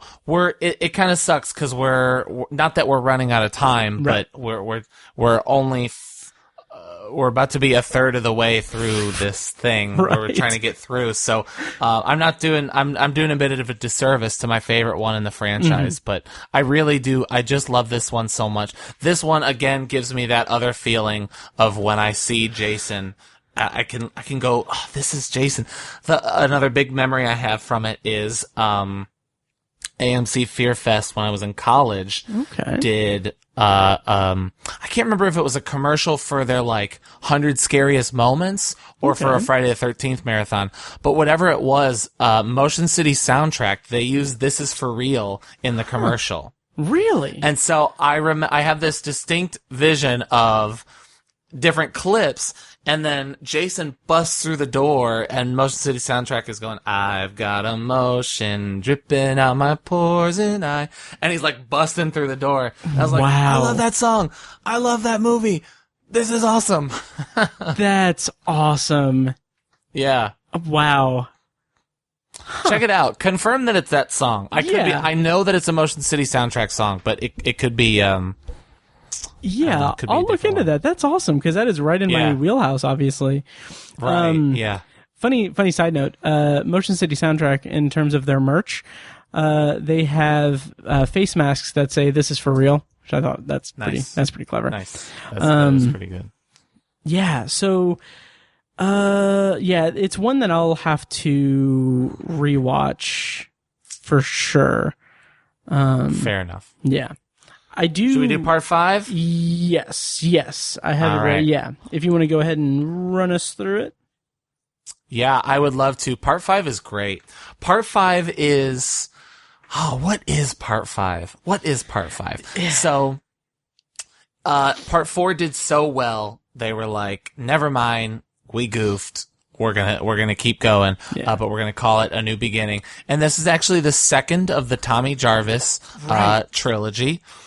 Got a guy named Danny Steinman to direct it, and they couldn't get Corey Feldman back because he had signed on to do The Goonies. And so they got him to do a quick little, like that scene where he sees Jason in the rain as it goes. Apparently that's in his backyard. Oh, really? They had to fly out to him, Wow. film that, and go. Yeah. There's a cool thing.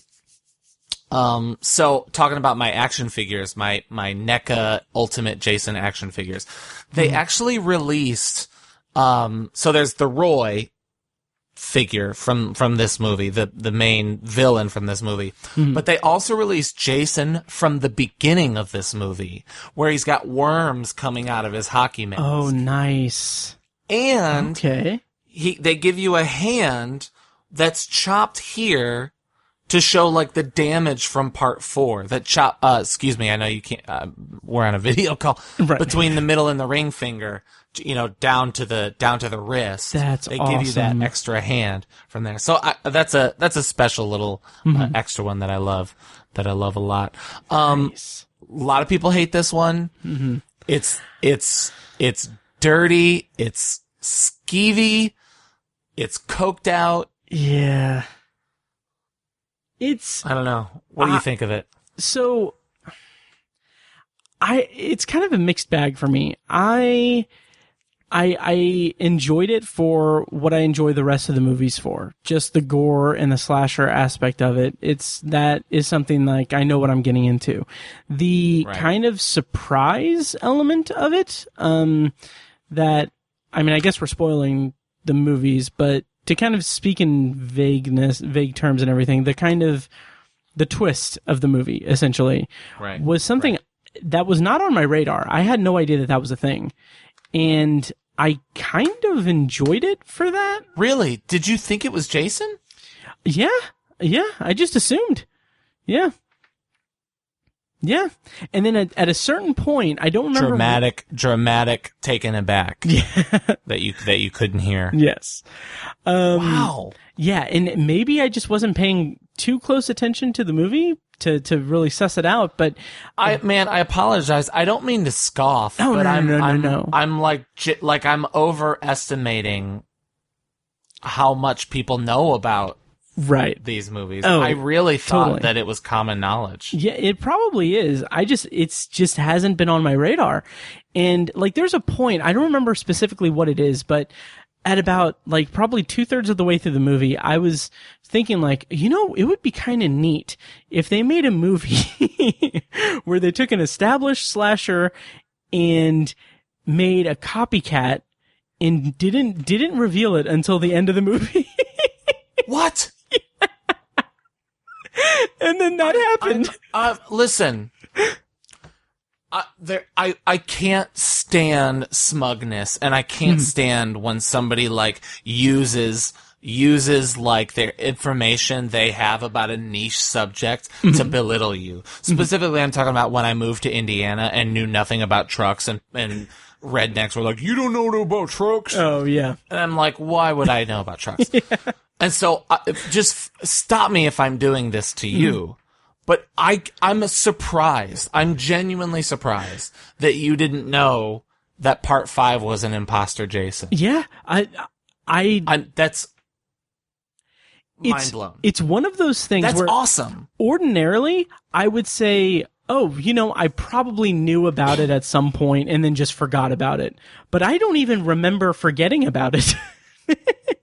He just put on a mask. That's so crazy. Yeah. That's so crazy. I kind of, like, the movie itself, it's kind of, it's, the movie around it isn't that good. Right. But that, I was just like, oh, okay, yeah. Like, it wasn't like one of those things where it's like, oh my God, this is the best thing ever, or the best ending that they could have done. It was more like okay, they did something really different and unique, and I applaud them for that.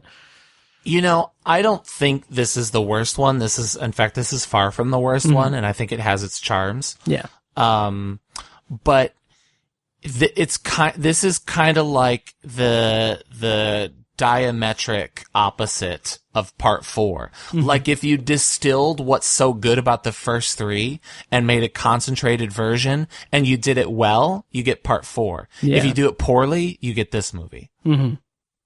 This is the dulled edge version of all, which is funny because it's probably the most gruesome and most mean-spirited of the entire franchise. Totally. So, is this the one that ends with Tommy Jarvis in the hospital? Putting on the mask? Yes. Yeah, and then never following up on that in any way? No.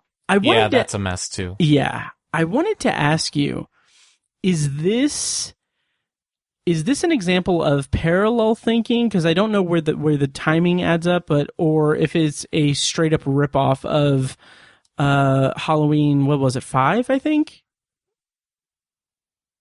Oh, well, what about Halloween 5? Was it Halloween 5? Oh, just that Jamie. Yeah. Oh. Well, this came before Halloween 5. Oh, okay. Interesting. Because I just got that vibe. And technically that happened in Halloween 4, but it came before Halloween 4 as well. Halloween 4 was 1988. Mm-hmm. So do you think that influenced in some way someone like one or the other? Yeah. Probably. Except that they didn't follow it up in part 6. Right, yeah. So there's a song by a guy, a singer, and his stage name is called Wolfie's Just Fine. Okay. And the song is called A New Beginning. And the lyrics go like this. The first time I saw you was on the screen at Sebastian's house. Back then, you were so much older than me, but now you're a child. Oh, I was wondering why you got naked when that boy started kissing you. I was disgusted, yet oddly excited. The feeling was completely new. It made you laugh when he kissed your breasts. I didn't get the joke. He got up a few minutes later and left you all alone. As you lay there in the forest, I pictured myself lying right next to you. You fell asleep. Someone approached. I figured it was your friend returning to you. You didn't have any time to move. We sat and watched as he murdered you. I thought it was safe. We wanted to play. Oh, brother, we should leave now. We were led astray. The pastor would say, oh, our sins shall find you out. I stood frozen desperately, trying to make sense of it all. Your body lay motionless, and your face was covered in blood. Wow. And it goes on and on. It's a song about him watching Friday the 13th Part 5 for the first time. Huh. And that feeling of feeling sexual for the first time because she's naked and she laughs and he didn't get the joke, but then sees Jason, who we learn is Roy, murder her, and that blend of like fear and sex in a young boy's mind, seeing that type of movie for the first time. Later on he goes, as we made our way back home, I felt a shame I'd never known. As we made our way back home, I felt a pain I knew would grow. And as we made our way back home, I felt a shame. I didn't have any time to move. I fell in love as he murdered you. Holy shit, man. It's so good, dude. It's probably in my top 5 songs played this year. Wow. I'll send it to you. Yeah, and obviously, totally. I don't think we can play it on this podcast, No. but the song is called "Wolfie's Just Fine," and the song is the artist is called Wolfie's Just Fine, and the song is called "A New Beginning." God, those lyrics, holy shit. From 2016. Yeah, that's some heavy stuff. I love that blend of like looking at the like childhood through the lens of being an adult and maturity. I still haven't perfected that. Like I'm striving for that and I still can't find it. But oh man, that feeling of seeing a horror movie with a naked woman in it for the first time, I can relate so well to that feeling. Yeah. It's so that, wow. Yeah. I mean, this is a whole other conversation we could have. Yeah. But like, I remember passing around, because I had Scream. I had a copy of the script, like they published the shooting script of it, and had it published and everything. So like I bought a copy, or my mom bought a copy for me, and like I remember passing around, like showing my friends like the scene where Sydney and Billy have sex, and it's like, oh, they're talking about the nipple and everything. Yeah. Man, that's wow. Yeah, blended with the fear of it is so. Oh, that's such a. Yeah. That's so visceral. That's so visceral to me. Oh, yeah. Wow. So part Friday 5. the 13th, part 6. Yeah. Jason Lives. Yes. Man, I keep wanting to throw these, like big declarations on these movies. But I think when pop culture thinks of what a Friday the 13th movie is, they think it's this. Okay. Yeah. Does that make sense? So Tom McLaughlin is the writer-director. I'm pretty sure it's the only one in the series where the writer and the director are one and the same. Mm. And he definitely leaned into the comedy on purpose. So it was intentional. Yeah. And it kind of follows up on the Tommy Jarvis story. They resurrect Jason, and Jason gets back at it. It gives us zombie Jason or Revenant Jason. And so he walks instead of runs. And I really love this movie.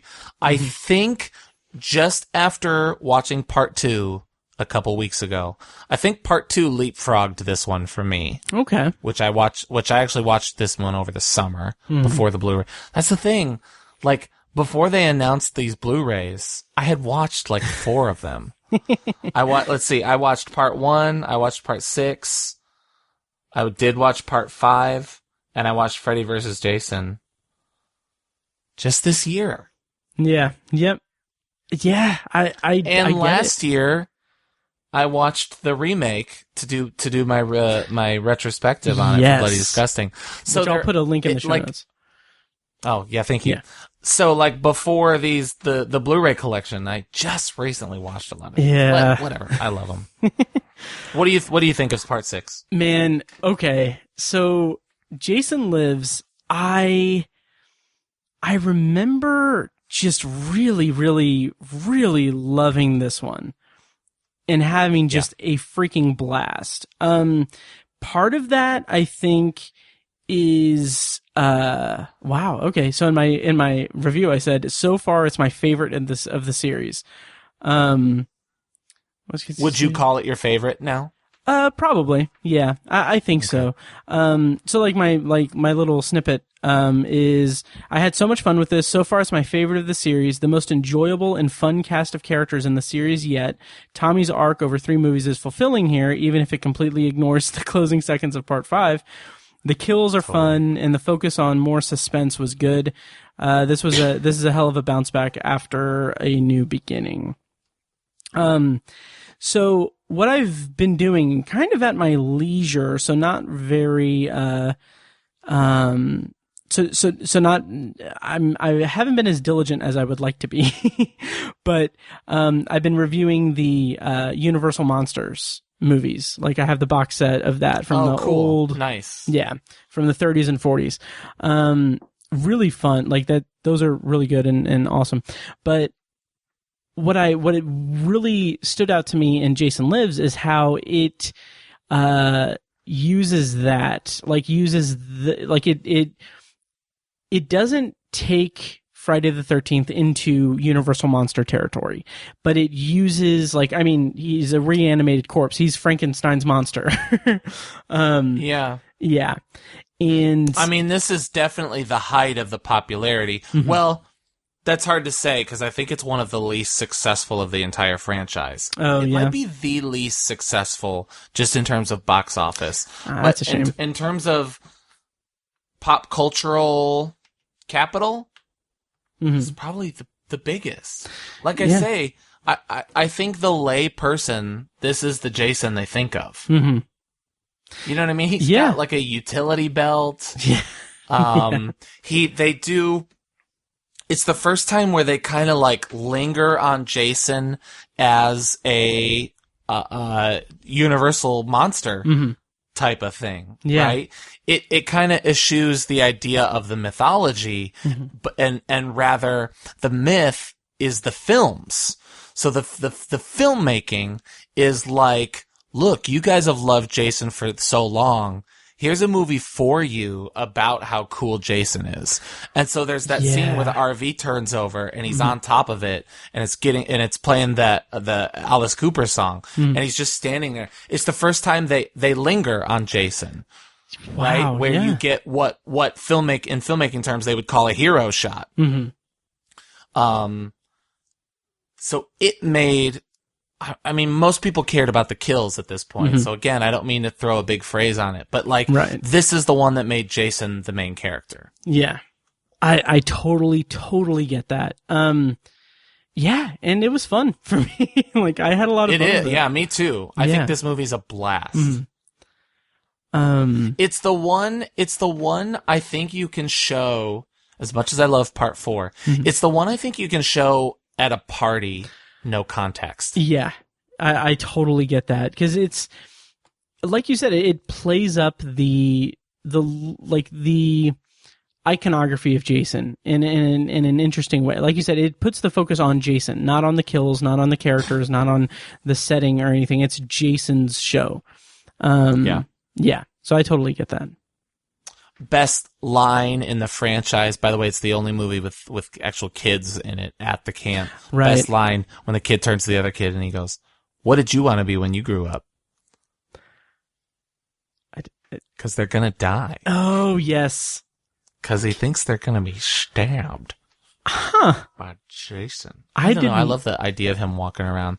So that's C.J. Graham. By the way, in most of the movie, in the paintball scene, it's a different guy. They didn't like how big he was. And so they got C.J. Graham instead. He is the guy I met and talked to, and he did a video for Oscar. And nice. I love him for that. That's awesome. The New Blood? The New Blood. Okay. Can I say my joke? Do it. Okay. So I tweeted this, but up to this point, I thought that the Friday the 13th franchise was really bringing the heat, but little did I know that Part 7 was about to get hotter. Part 7 was about to get hotter. I'm with you. I'm with you all the way. I'm with you all the way. That's pretty good. No exaggeration. Every single time I was tweeting about the franchise, every single time I put in a disc of the movie, I was waiting to get to this movie so I could make that joke.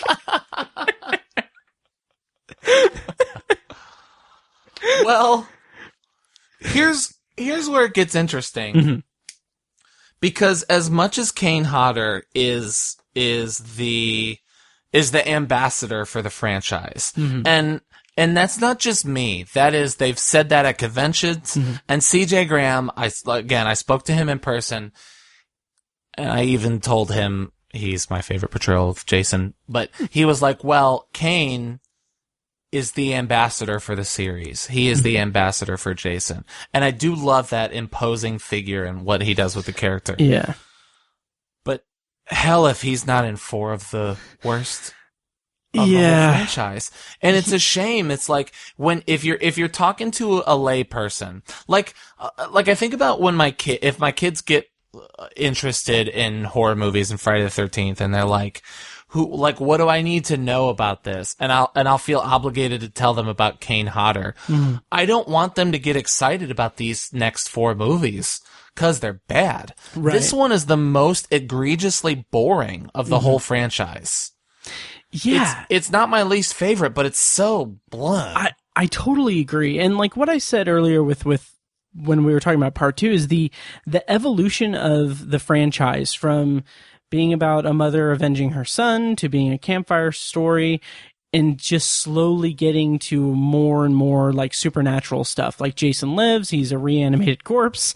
And then here we have like a telekinetic teenager, like, Carrie conduit, basically. Can you imagine going to the theater and seeing that and just being like, what the hell happened? Yeah. I was kind of on board with it for a little bit because I thought like, oh, this will be interesting. Like there's someone who can match him.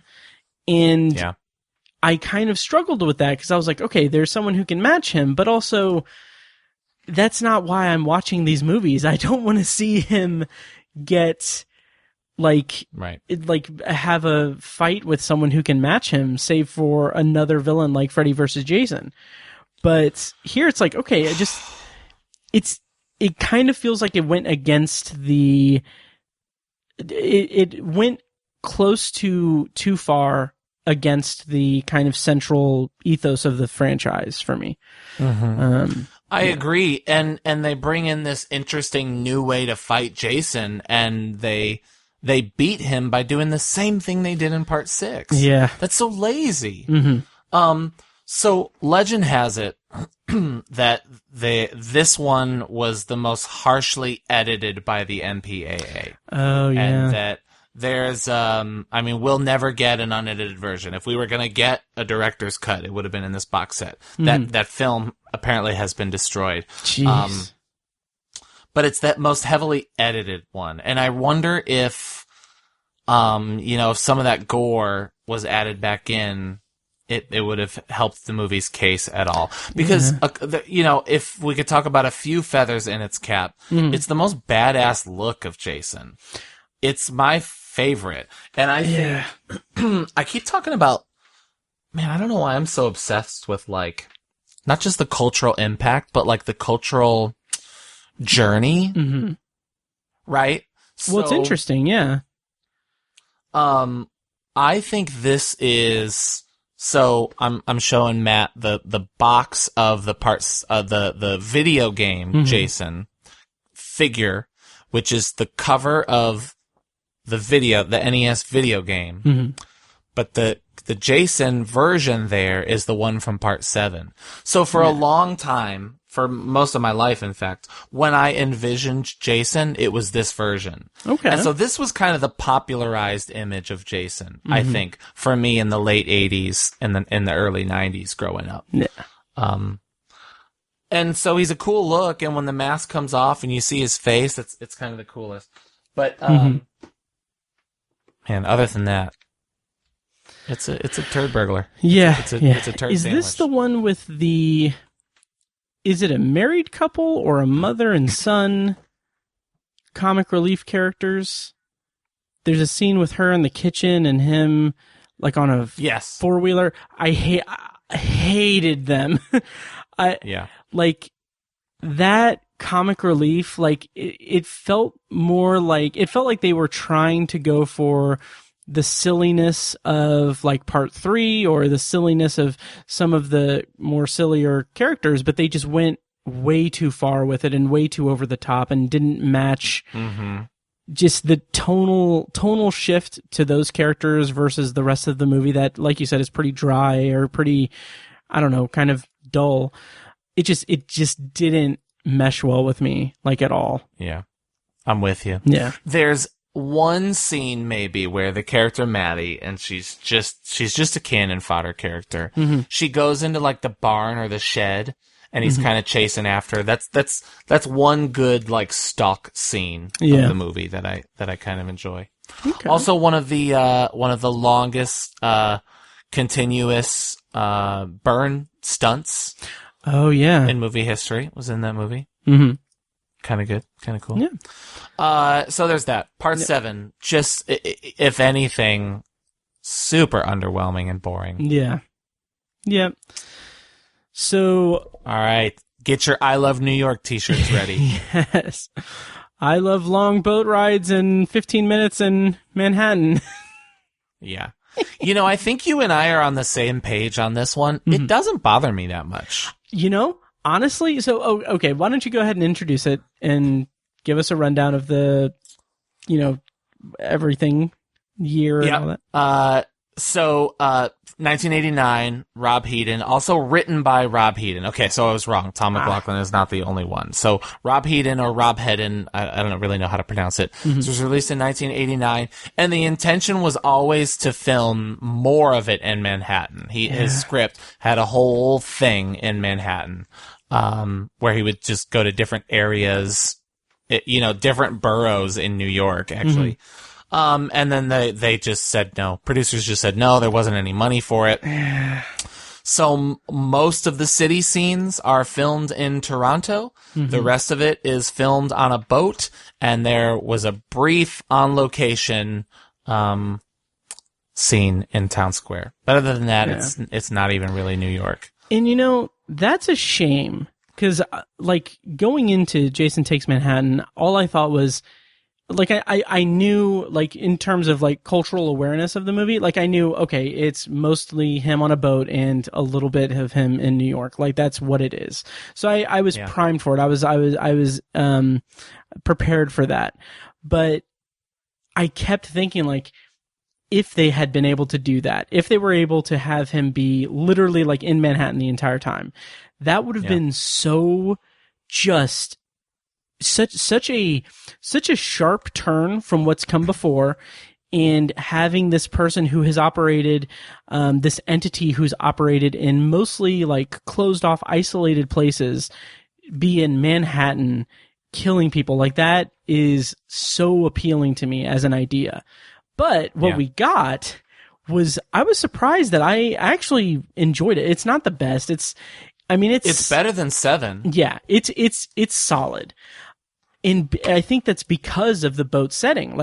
Not only are these characters in this close quarters, confined space and kind of separated from, the outside world and help and everything, they're a step further from real world, because they're on a boat.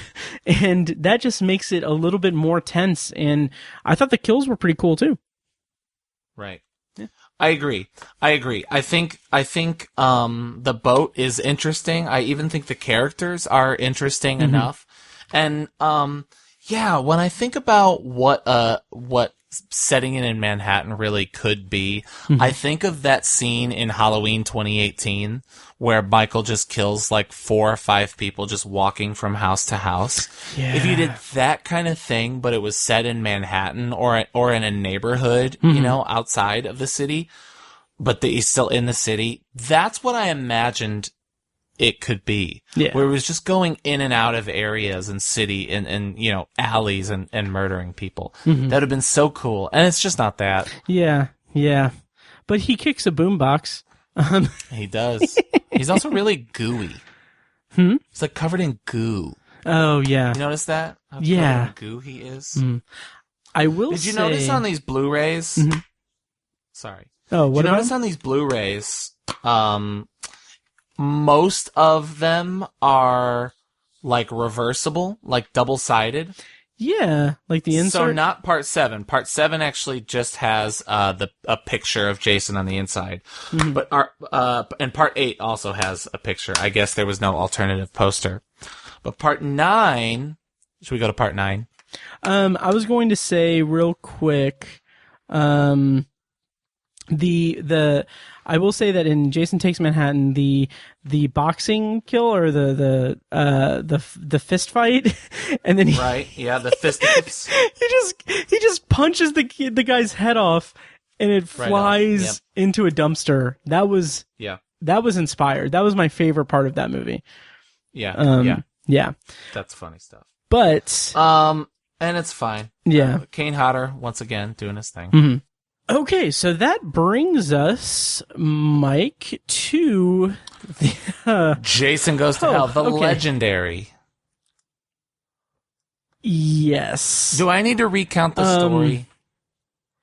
Like, is this the time to do that? Yeah, I guess so. If you want to, you can do it briefly. Okay. Jason Goes to Hell. Can I just say that this is? You might say that this is a new line in the Jason franchise. That's good. In the Friday the 13th. That's good. So not worth interrupting you for that. No, that's okay. Go ahead. That's okay. So Paramount Pictures, which owned all the Friday the 13th, produced all the Friday the 13th up to this point, lost so much confidence in the franchise, they just said screw it and sold the rights, and New Line Cinema bought them. And the idea was, hey, now that we have Jason, or if we buy Jason, we could do some Freddy and or versus kind of Jason thing in the future. But we got to get there. So let's make a movie. So yeah, I mean, I could go ad nauseum about kind of the background of the making of this movie. Frankly, it's not very good, so I don't want to give more attention to it than it deserves. But it's directed by Adam Marcus, who was like a director for hire, very young guy. Produced by Sean Cunningham, and he kind of told Adam Marcus, "You can do anything, just get him out of the mask." And so they did that. So the story goes, in my life, this was my introduction. Yes. This was my introduction to Jason. And, so I went to, Resurrection Catholic Academy in Chicago, Illinois. And when I was in first grade, my first grade and second grade class, there were two classes in one classroom, one teacher, because there were so few of us. And so I had a second grader friend whose brother rented Jason Goes to Hell for him in second grade, and I was in first grade. Just ridiculous. And so he would tell me about kills and tell me, and he's like, "You've got to come over and watch it. You're coming over to my house tonight to watch it." I was like, "Oh shoot, okay." So I knew that I had to come up with some lie to tell my dad. I couldn't say that I was going to watch a Jason movie. So I said, "Dad, we're going to watch Snow White." I don't know why I picked Snow White, but we're going to go watch Snow White at Anthony's house. He's like, "All right, that's fine, but you got to take your brother." And I was like, okay. My younger brother, who if I was in first grade, he was in pre-K or preschool. So I take him and we go. Jeez. And the movie starts, and I'm already sick to my stomach at how scary it is. I'm like, oh, this is not good. This is not good. So the FBI shows up, and they shoot them all to pieces and whatever. And then they take them to the autopsy room, and the doctor or the coroner takes Jason's heart and eats it. And I'm like, I'm out. That's it. That's a wrap for me.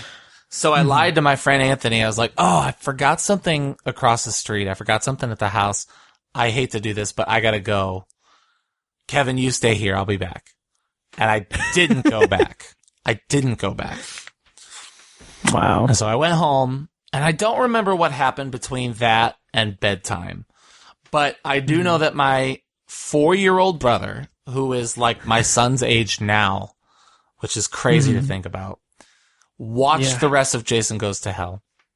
And so that night we're laying in bed, and I was kind of scared. And so the movie is about Jason is more like this deadite creature who can just crawl from host to host. And he wants to get back in his original body. That's kind of the crux of the movie. It's a stupid fucking movie. Yeah. And, so I was like, "Kevin?" He didn't say anything. "Kevin?" "I'm not Kevin." I was like, What? "Kevin, you're scaring me." "I'm not Kevin. I'm Jason." And I was like, "No!" It was terrifying. Oh, that's great. But he was he had been possessed by Jason or something. It was horrific. So that's the best I can say about this movie. Yeah, that I was just gonna say that story is better than the movie. It is. It is. It sucks because we're kind of winding down here, and it's getting late, and I'm running out of energy, and I wish I could do more. Me too. But again, it's just not worth it. This movie is. Yeah, the pieces I do somewhat respect it for taking such a sharp turn. Yeah, like they tried something different. I think that's okay. The finished product is just terrible. One of the most egregious things about it is the fact that it goes against that kind of the idea of what Friday the 13th is up to that point. It goes against it by like expanding the lore in a just really just unsatisfactory way. Yes, like right, you totally. you need to be killed by a Voorhees or resurrected by a Voorhees or something. It's like I don't need any of that bullshit. Like Jason works because he kills camp counselors and everything as punishment for sins that they're committing and everything. That is the most emotion or most drive that I want out of Jason Voorhees. Totally. And to have a movie that is almost entirely, and granted, it's because of legal reasons, I'm sure, have Jason Voorhees, the iconic Jason Voorhees, not be Jason Voorhees, not include the iconography of Jason Voorhees, just does not work at all for me. Right. They kind of tease it at the beginning of the movie. They kind of do all the standard, she's a naked woman and she's in there in the shower and, they're in the woods and you get a nod that they know what's up and then they just go, nah, forget it. I do like that is like in kind of a campy and in this case kind of derogatory way. I like that it's it uses that lore. It uses what's established as like this is like the FBI and CIA's like method of capturing him is to contrive this situation which will summon him to kill someone. Right. Like that was the best I'll say is it was cute. Yeah. Yeah. Yeah. But the next movie in this new line of Jason of thinking. Yeah. So, yes. This is Jason X. And again, it's another new line. And it's from 2002. And the idea is they still wanted to make, Freddy versus Jason. That was still coming. But they just could not figure out how to get it done. Script issues. Yeah. I guess it's 2001. The Blu-ray says 2002. Anyway. Yeah, that's weird. April 2002. Anyway. Excuse me. Did I get you? I got you. Yep. Yeah. So they couldn't get it done, so they quite literally had to make a placeholder Jason movie. And so they thought, you know what? Let's send Jason to space. And I didn't see this movie. This was probably the last one that I saw of the whole franchise. By a couple years, actually. I didn't see this one probably until like 2012 or something like that. I put it off for a long time. And, because all I had before that was the Crystal Lake Memories, or not the Crystal Lake, but from Crystal Lake to Manhattan, the Paramount box set. And so I saw this, and I remember thinking, it's kind of like clever and funny, and it knows what it's trying to be, and I kind of appreciate it for that.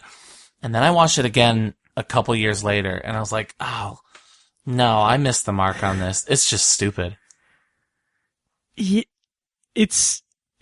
So I watched it for the first time. This was one of the only ones that I'd seen before watching this box set. I watched it in like 2014 or 2013, specifically because I was doing a series of like a list or whatever on the website that was like, for Shocktober, I was doing like each day was a specific type of movie. Like, I'm going to talk about some of my favorite zombie movies and examples of like possession movies and stuff. Right. And so I had space horror. And so I watched Jason X, thought it was just terrible. Like, Yes. absolutely irredeemably bad. And part of that was I was watching it out of context. That was the only Jason movie, the only Friday the 13th movie that I had seen with any kind of authority or whatever. Yeah. So I thought it was terrible. I still think it's bad. I still think it is not a good movie, and it is one of the worst in this franchise. However, watching it now in 2020, after, like I've said before, I don't remember if it was in this recording or not, but my evolution as a movie fan has gravitated more towards science fiction. I enjoy that. That is my genre of choice. And this movie is not a good science fiction movie. It's not a good Jason movie. It's not a good Friday the 13th movie. But there's something about that early 2000s kind of sci-fi channel, low budget space movie aesthetic. Yeah. That kind of works for me. Like, it is cheesy. It is just, it's dumb. When, like, it has all the makings of a Sci-Fi Channel original film. That's my takeaway from it. When the android becomes superpowered and fights Jason, like, it's, I could have done without that at all. For sure. However, I will say the kill where the first kill in space where he takes the woman's head and puts it in the liquid nitrogen, whatever it is, nitrogen, and smashes it like that. I loved that. I thought that was really cool. But yeah, I mean, it's one of those entries in the franchise that it has its merits, but not something I would publicly admit. Yeah. No, Like, I hear you. Yeah. And I get it too. That is one of the best kills in the whole thing. I do think Uber Jason looks cool, and I agree. It even has that sci-fi original charm to it. But what I think is just unforgivable is like the humor that thinks it's funny, but like jokes that like the characters wouldn't even say. Like when she's getting pulled out and she's like, "Oh, this sucks on so many levels." That's funny for us. Yeah. It's not funny for us. But the joke is for us, but she would not say that. Why would she say that? Yeah. Or like the guy falls onto the big screw and it dies and he goes, "He's screwed." Nobody would say That's that. Not even. No, it's the person's dead. Right. Also, like, it's the humor is so contrived and just lifeless. Yeah. It is. Yeah, I agree. It is. It's my second to least favorite.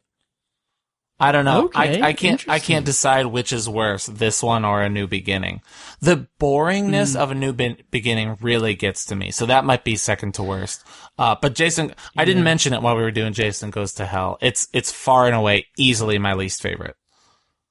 Oh yeah, Rated version or unrated version. It's just the worst of the whole franchise.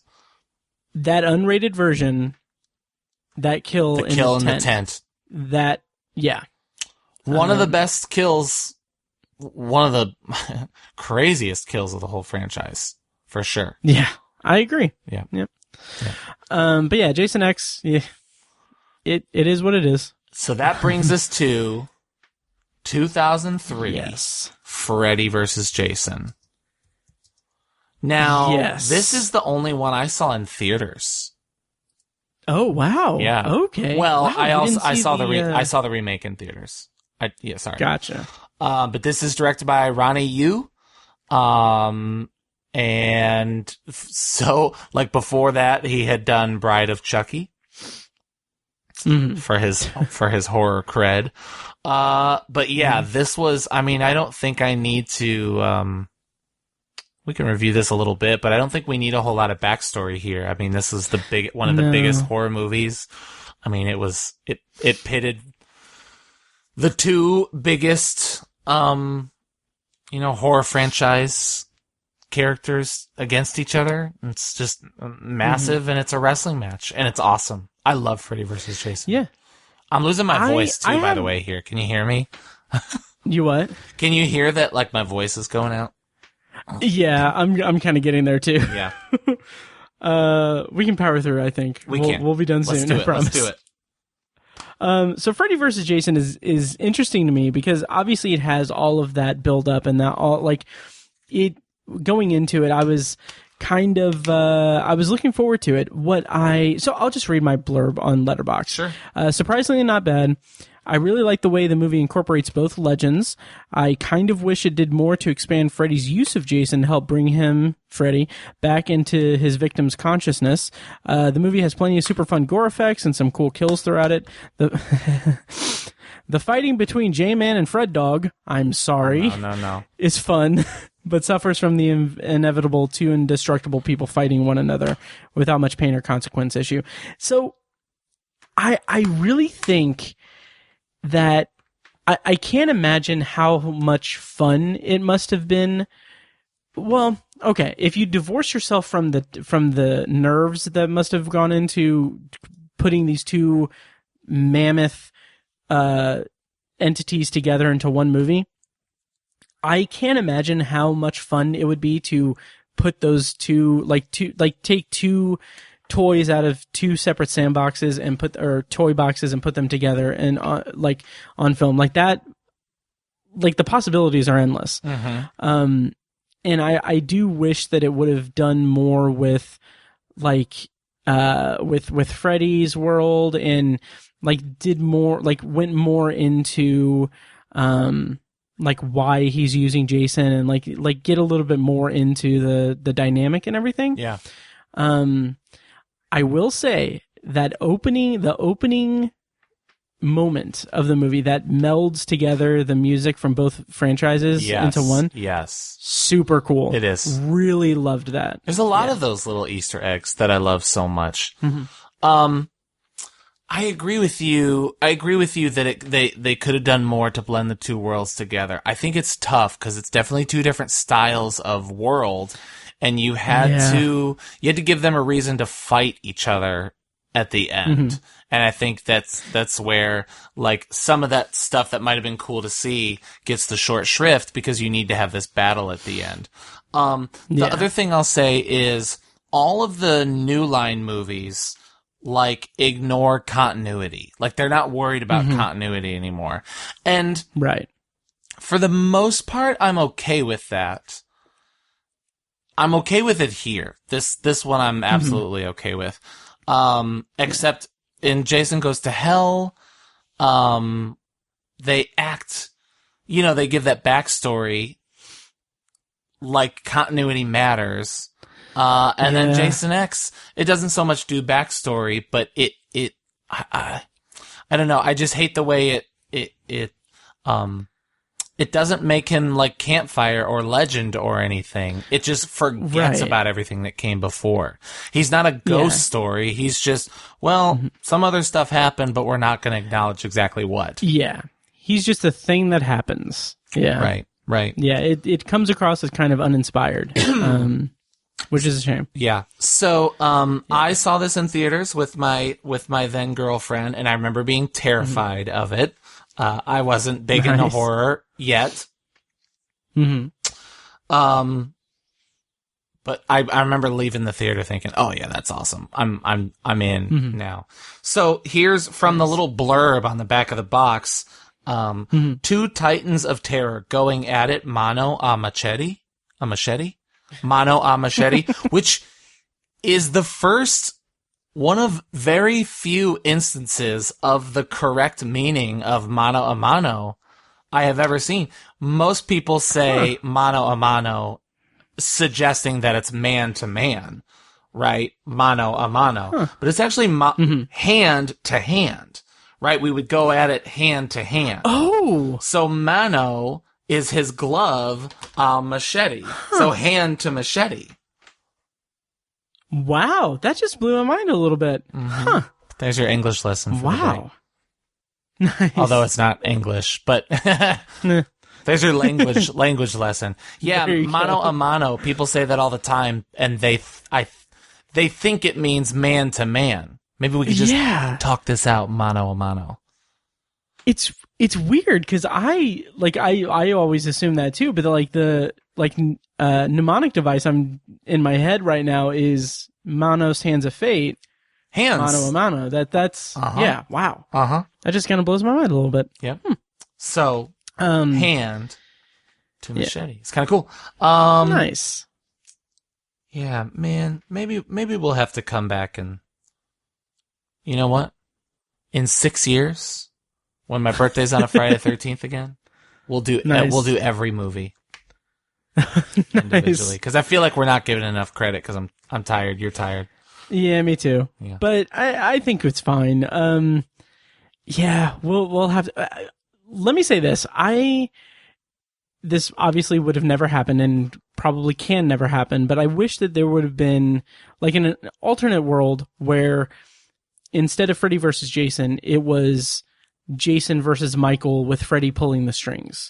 That would be cool too. Yeah. Yeah, I think that would be really interesting to see because we have these two characters who don't speak, and like I think that there's interesting stories to be told in that realm. But yeah, I don't know. For sure.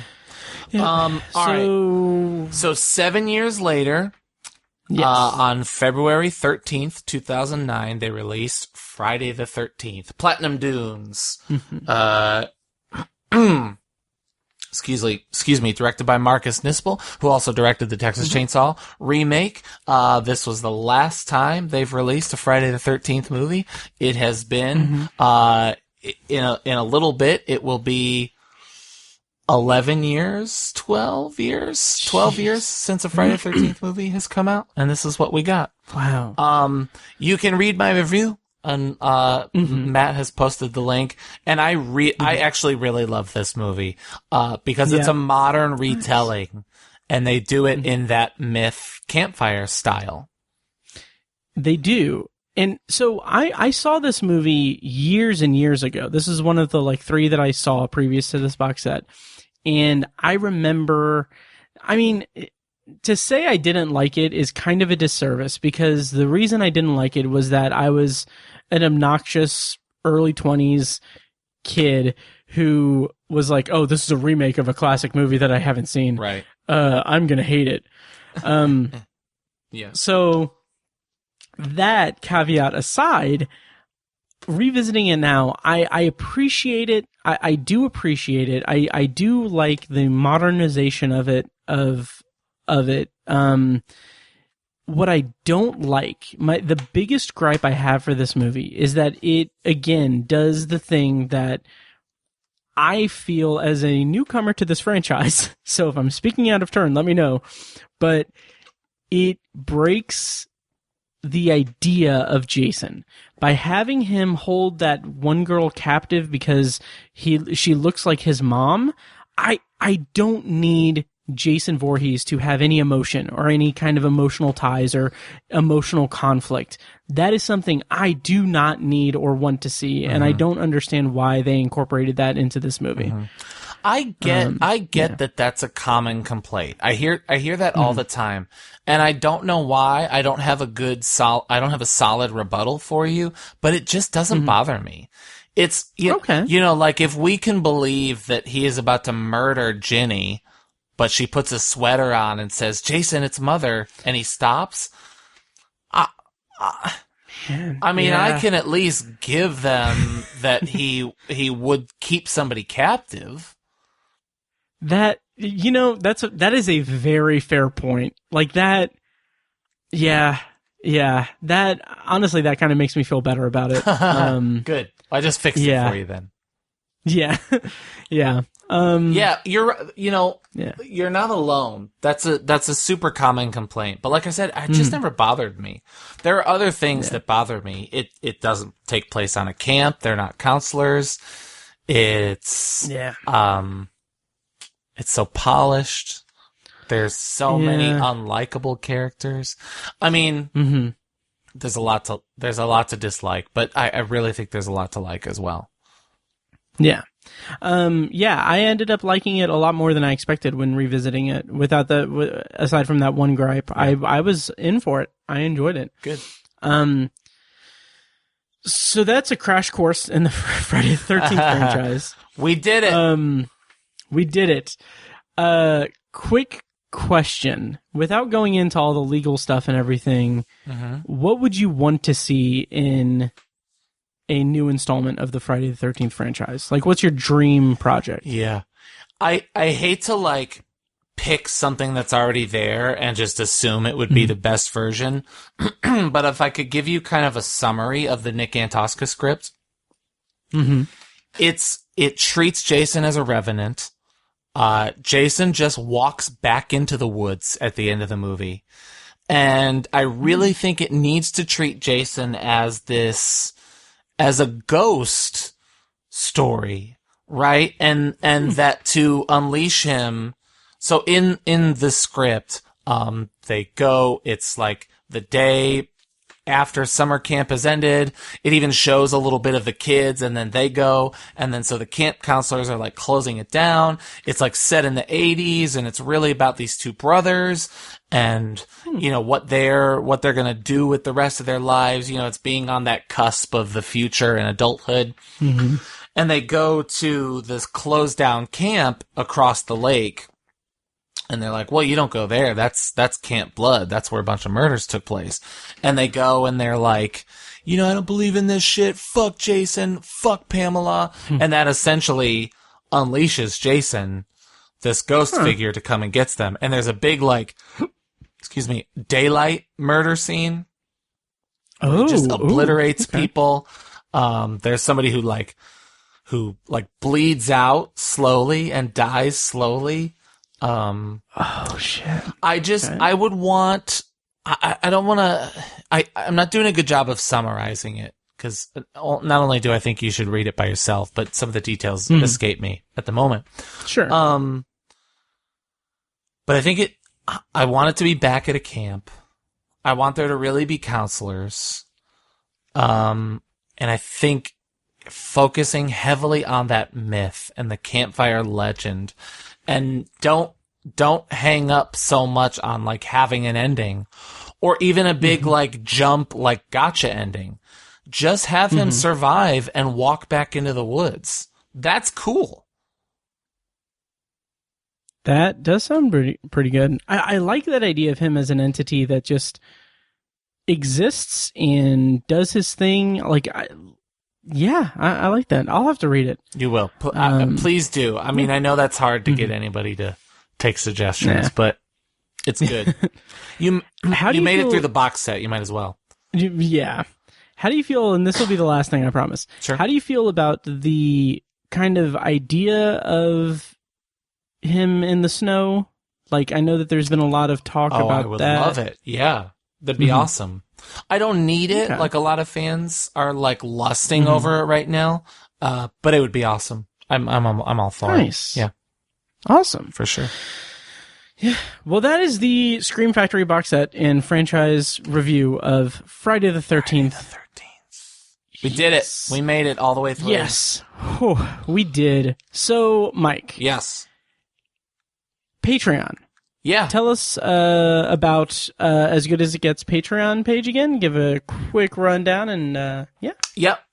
You can just search for As Good As It Gets on Patreon or patreon.com/asgoodasitgets. And every month at the $3 level, we are putting out a new recording, acoustic, exclusive, only on Patreon. You can't find it anywhere else unless you want to listen to a 45-second clip on my Instagram of an acoustic song on our Patreon. That's at the $3 level. There's also a $1 level, which is just you support us and you get the newsletter. But $3, you get a song, one a month, and everything we've already put out too. Awesome. So yeah, check that out at patreon.com/asgoodasitgets, and I'll put a link in the show notes as well. Also, I'll put a link to your very good article about Friday the 13th and the remake and everything from Bloody Disgusting. Awesome. Oh yeah. And I'm excited to go back and read that again, because when I read it when it was published, I didn't have the context of the franchise. Yeah, right. So, So I'm looking forward to checking that out again. And, of course, check that out in the show notes of the episode, and also check out our Patreon at patreon.com/obsessiveviewer. And I think that'll do it for this bonus episode of The Obsessive Viewer. Hope you guys enjoyed it. Let us know what you thought of what you think of the Friday the 13th franchise. Of course, I'm at Obsessive Viewer on Twitter. Mike is at I am Mike White on Twitter. And any last words, Mike? Just thanks for finally letting me do this episode. I'm sorry our endurance suffered here at the end. Today is my birthday. If you're listening to this, yes. Not recording today is not right now is not, but when you're listening, special episode. So I hope you like it because this was fun to do. I love Friday the 13th so much. I think that's evident. Absolutely. And happy birthday. Thanks, and man. I love you. Love you too. And everyone listening, tweet at Mike and tell him happy birthday. Yeah. So all right, well, that'll do it for this episode of The Obsessive Viewer. Thank you guys so much for listening, and we'll see you next time. Bye, guys.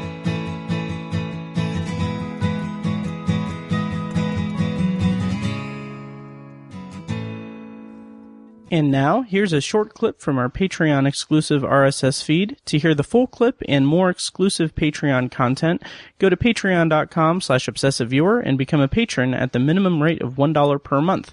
Thank you and enjoy. I think I probably shared this. I don't know. I know I tweeted it. But like a distant cousin of mine, he commented on a post that I made, which to be frank, I said like something like, if you think Trump's behavior is okay, then like this is un-American activity. Like he's not like this is like in direct conflict with what America is. And like my distant cousin, who I've met like twice, it's fascism. He wants to be a fascist dictator. Exactly. Yeah. And he was like, I love Trump. And then I was like, okay. So I replied and said, I had like another post that I had like a long list of links that just of everything, like not everything that I could think of off the top of my head backed with links to liberal media. Jesus. What was that liberal media.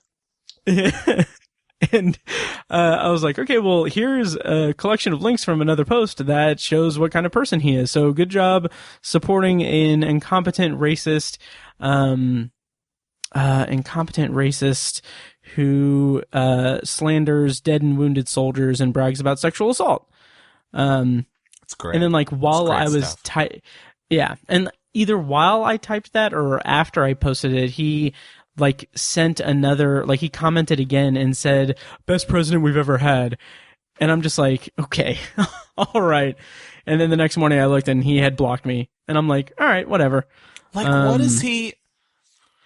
These people who don't realize how obvious they're being. That's the other thing. I'm sure you saw the people responding on, or the one guy responding on my Facebook.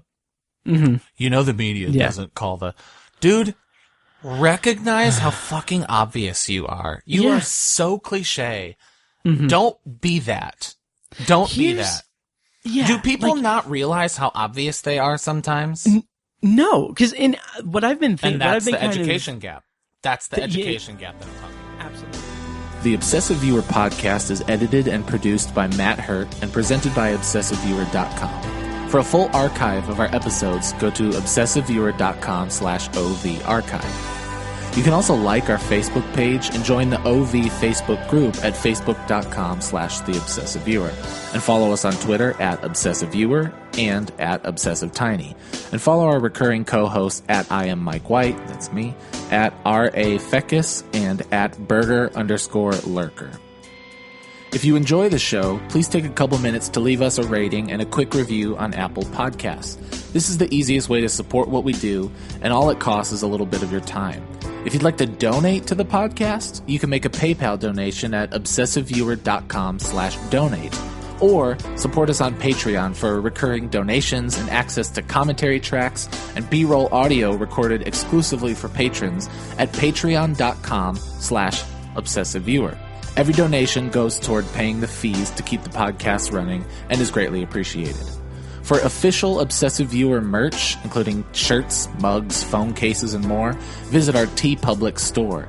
You can find a link to the store in the show notes of this episode and at obsessiveviewer.com/donate. Or you can simply search for Obsessive Viewer at teepublic.com, T-E-E, public.com. For information about our annual live event showcasing short horror films from local filmmakers, check out shocktoberInIrvington.com. And for an archive of all our events, as well as news about potential future events, head over to obsessiveviewer.com/live. For more podcast content, you can find Anthology, Matt's solo podcast covering The Twilight Zone and other classic and contemporary science fiction anthology TV shows at anthologypod.com and on Twitter at OVAnthologyPod. You can also find Tower Junkies, a podcast where Matt and Tiny share their love of all things Stephen King and his magnum opus, the Dark Tower series, at towerjunkiespod.com and at towerjunkiespod on Twitter. And finally, check out The Secular Perspective, Tiny's side project podcast, which tackles current events and life's big questions from the perspective of secular hosts Chad and Amanda at thesecularperspective.com. The theme music for The Obsessive Viewer comes courtesy of the band Loudlike from their EP Mistakes We Must Make. Additional bumper music is provided courtesy of As Good As It Gets, which can be found at facebook.com/asgoodasitgetsband. Thank you so much for listening, and we'll see you next time. Kitty!